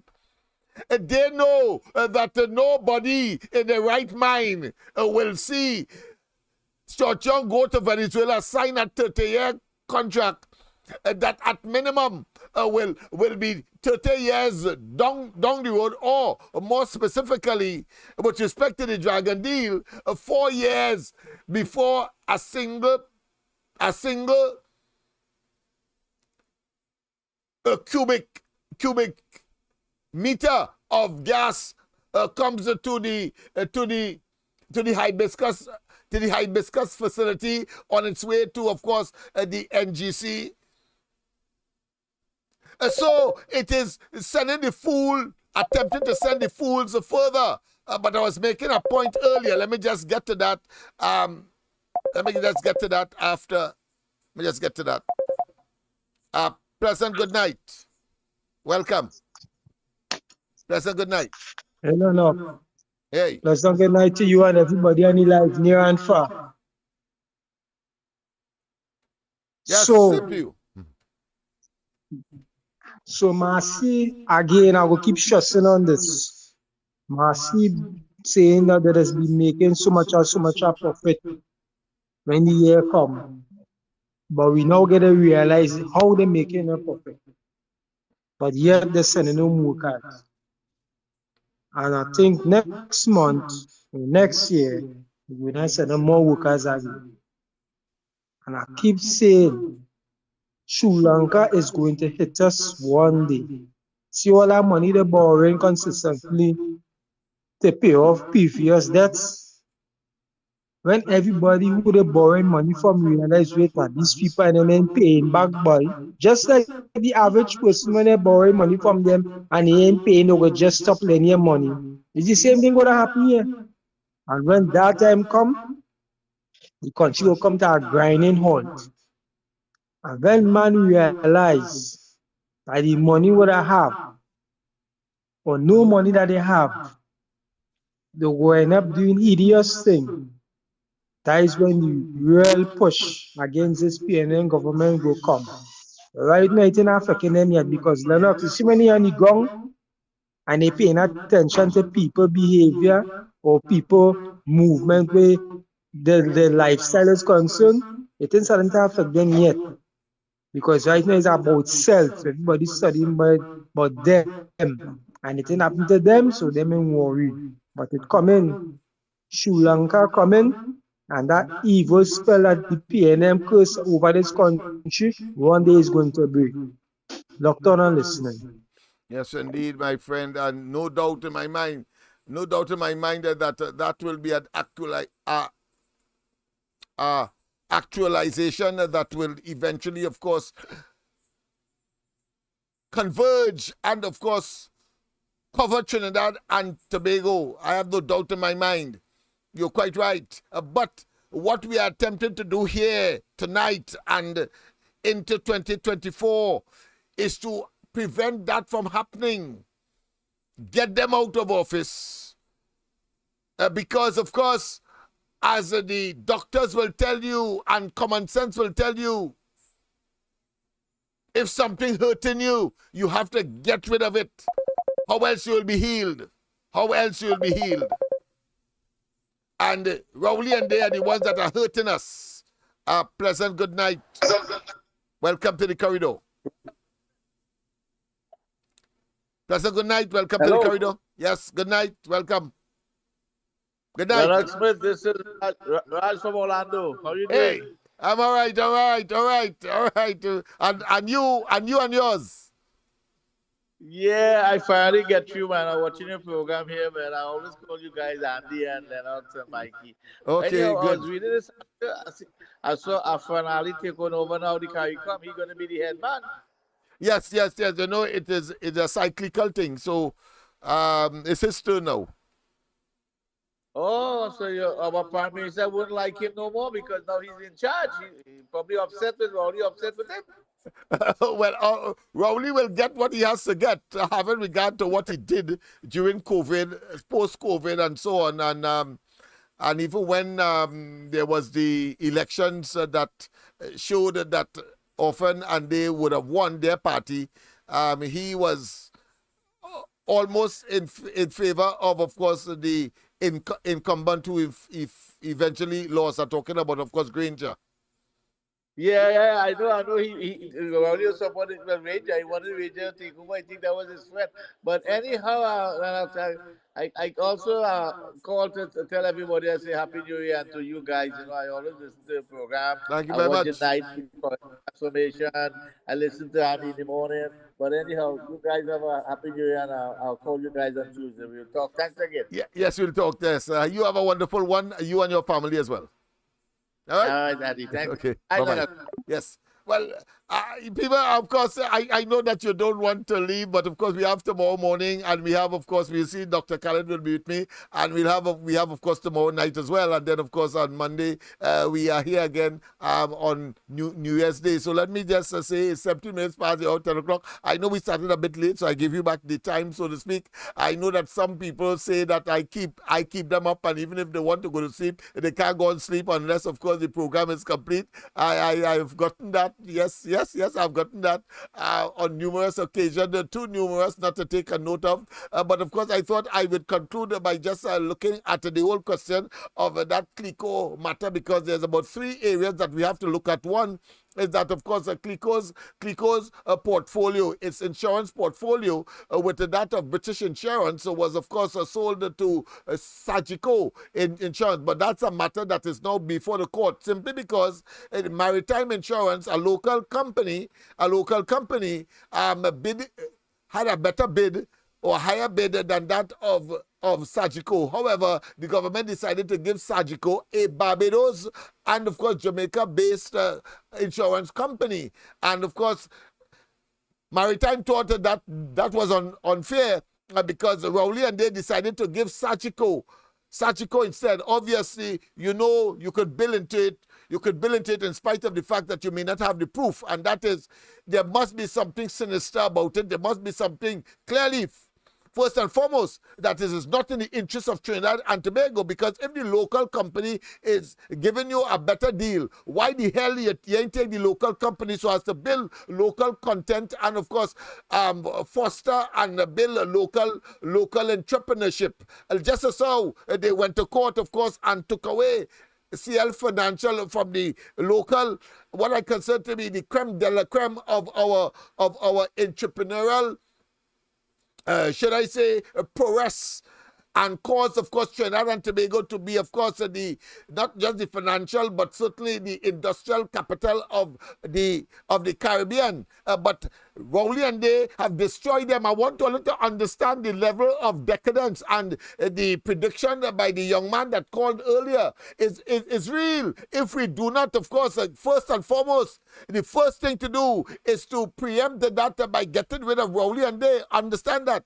But of course, there's a second development, as mentioned by the caller when he introduced, of course, the question of sale of the energy assets of, again, CLICO to, of course, Proman, a company from Europe. But of course, Proman had a minority ownership, and therefore shareholder in that particular entity. Well, now I think it's 56% owned by CLICO, then now the government, obviously, and instead, of course, of the putting it in the National Investment Fund, where, of course, Rowley and they say that the ordinary man could buy shares and so on in profitable entities. They then, of course, decide to sell it to Proman. And, of course, we wonder why Rowley had to go to Europe to visit Proman when that transaction could have been done right here. And we know now, too, is because when they want, of course, to have their private deals, their backdoor deals, and he claiming that he is, of course, the best salesman for Trinidad and Tobago, understand that,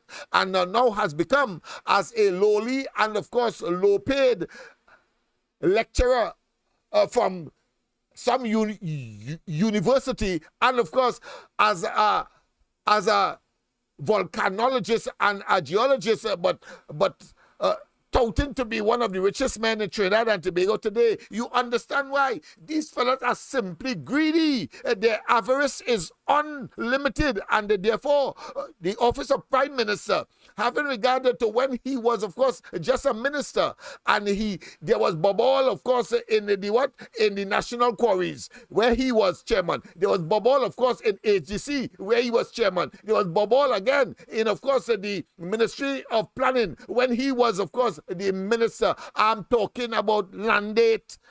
And now Prime Minister, he has the whole gambit. And boy, oh boy, is he, of course, looking and expecting, and of course will inevitably make a blasted jail this rapscallion, this prisoner, a prisoner in waiting. A prisoner in waiting. That is what Rowley is. A prisoner in waiting. You cannot encourage, of course, your cabinet over 500 times to, of course, recuse themselves on the basis and tell me that is standard and that there is the letter of the law and therefore you are following that. No moral, no ethics. And however, if it was Kamla Prasad Bisasan, that is the standard you must use. You sycophants and you damn fools who have still continue, of course, to give some kind of credit to this man, who is a total rapscallion, a total criminal, a total evil, a total wicked. You don't know that that is immoral? You don't know that if that happens in any serious democracy, that this country is not only in total turmoil and upheaval, but of course, long time, Rowley and them get the hell out of office. You don't know that? Your common sense cannot tell you that that is bubble. Your common sense cannot tell you that that is corruption. Your common sense can't tell you that is misbehavior in public office. Your common sense can't tell you that they are robbing the very poor and the indigent and those who are vulnerable in the society. Your common sense cannot tell you that. Well, let me tell you something. As the fellow rightly said, wait until they have gone to the point where you now have to realize and now have to, of course, take up and do what you have to do in order to get rid or to respond when, of course, you have an opportunity simply coming in 2025 to get rid of them, because what they are doing now is attempting, of course, to stay out of jail. Everything they do now into 2024, stay out of jail. Why you think Imber talked about a next budget to come, and of course he laughed once again and say that they're getting diarrhea and so on. Well, I want to tell Imber diarrhea and what? And gastrointestinal disorder. Well, I want to tell you, you are suffering from, of course, logorrhea. Incessant talk, a pathological condition that is characterized by incessant talk, with, of course, interjected with total nonsense. Incoherent, total nonsense. And don't get me vexed, because I would want to, of course, back up that with all our suffering from, of course, steatorrhea, all they're suffering from. In other words, feces, tutu, stool, caused by the digestion of milky substance, and therefore you only lingo floaters. Only floaters when you go to the toilet. Only floaters.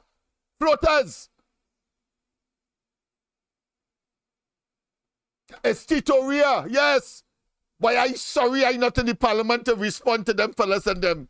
He come in and talking about people suffering from gastrointestinal disorder. Gastrointestinal order, that what he said?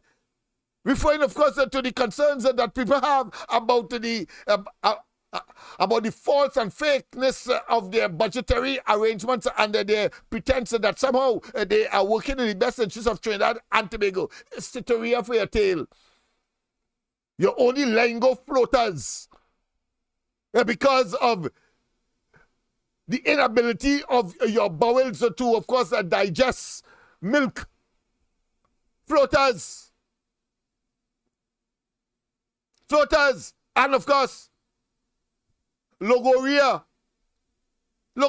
pathological situation of excessive talk that are incoherent. I don't talk. But people, of course, let's get to Rowley once more with this hogwash and the deception that, of course, he has become, and his government, stereotypical of course, expressing. I notice the opposition leader has launched an attack on the government and the Office of the Attorney General with respect to its effort at fighting white-collar crime. I'm putting you all on notice. It is not by accident that the opposition leader is now like a dog with a rag, attacking the Attorney General and asking questions about what deal he made with Nelson. You know who Nelson is? Nelson is a British Queen's Counsel. No ordinary person, a British Queen's Counsel who in the hands of his lawyers turns state witness to extricate facts and figures, date and time, telling Trinidad and Tobago, cooperating with us so the police could put in handcuff members of the cabinet of Kamala Prasad Bissessa for public money that has gone missing in their racket. And you hear that from the opposition leader. They are attempting to tamper with the witnesses. The Attorney General has no power. The Attorney General has no power to tell the DPP or recommend to the DPP not to institute criminal proceedings against Nelson or anyone. That power and jurisdiction is that of the DPP and the DPP alone, pursuant to Section 90 of our Republican Constitution. Any such recommendation by the AG will amount to misbehavior in public office and the perverting of the course of justice. I tell you, this document is really astonishing. The AG offering Mr. Nelson mouthwatering and luscious promises in exchange for a witness statement. Based on the indemnification agreement, Faris Al-Rawi purports to promise Mr. Nelson if he provides that statement. Is this your signature, Attorney General? Is this your signature, Attorney General? This week, Fazir, lest Trinidad and Tobago forget, there is going to be an appearance in court. Vincent Nelson QC comes to court to be sentenced by the courts of Trinidad and Tobago for his admissions in those courts as to certain matters which affect certain other people in this country. Right. That's going to be an historic first in time. Criminal proceedings be brought against Nelson.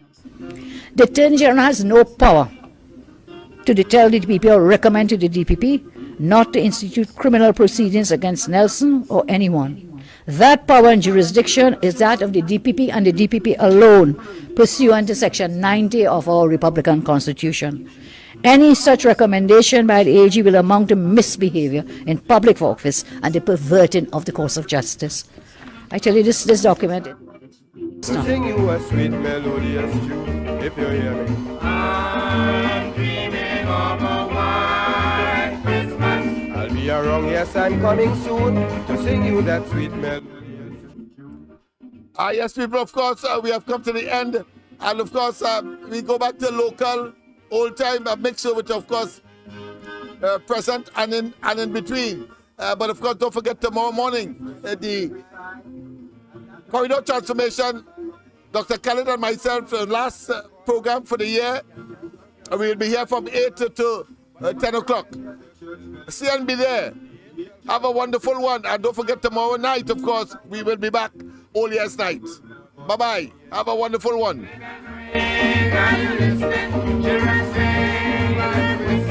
A Merry Christmas I now declare, peace and goodwill for the coming year.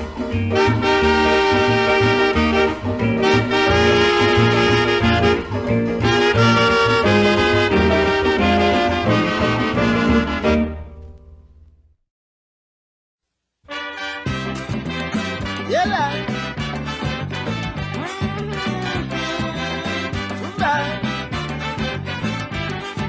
Christmas morning I helping my wife to put up curtain. The big fowl cock started crowing. I said, girl, somebody come in. Was Roy, Augustus and Scotty, Placid, Lancet and Kenny. Leave down and come to go Martin.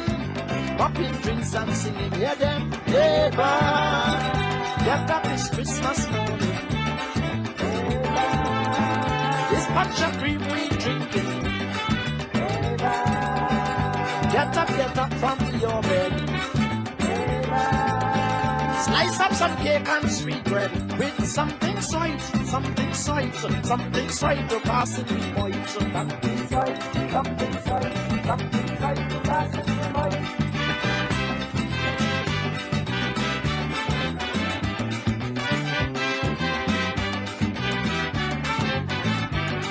Into my house, them limers walked. I gave them salted garlic pork with rum, scotch, and punch of creamer. Sorry, ginger beer. I gave them salt biscuits to eat with salt nuts and good salt meat. I even gave them a salt spoon. Yet they kept singing that tune. Yeah, Roy, neighbor. Get up this Christmas morning. Neighbor. This bunch of cream we drinking. Neighbor. Get up from your bed. Slice up some cake and sweet bread with something sweet to pass in the point. Something they want, something sweet to pass in the point.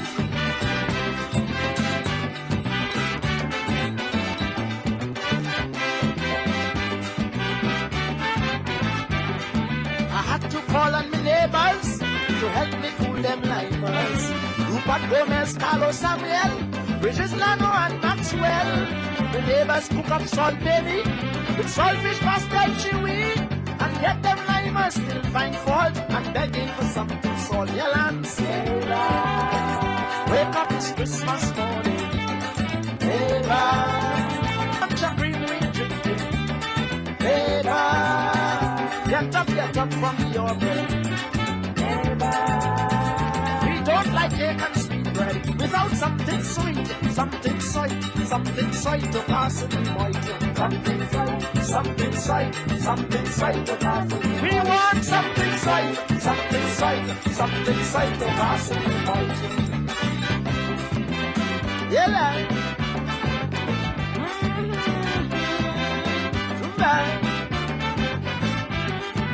Christmas morning I helping my wife to put up curtain. The big fowl cock started crowing. I said, girl, somebody come in. Was Roy, Augustus and Scotty, Placid, Lancet and Kenny. Leave down and come to go Martin. Popping drinks and singing, hear them, neighbor. Get up this Christmas morning. This bunch of cream we drinking. Get up from your bed. Slice up some cake and sweet bread with something sweet to pass in the point. Something sweet to pass in the point.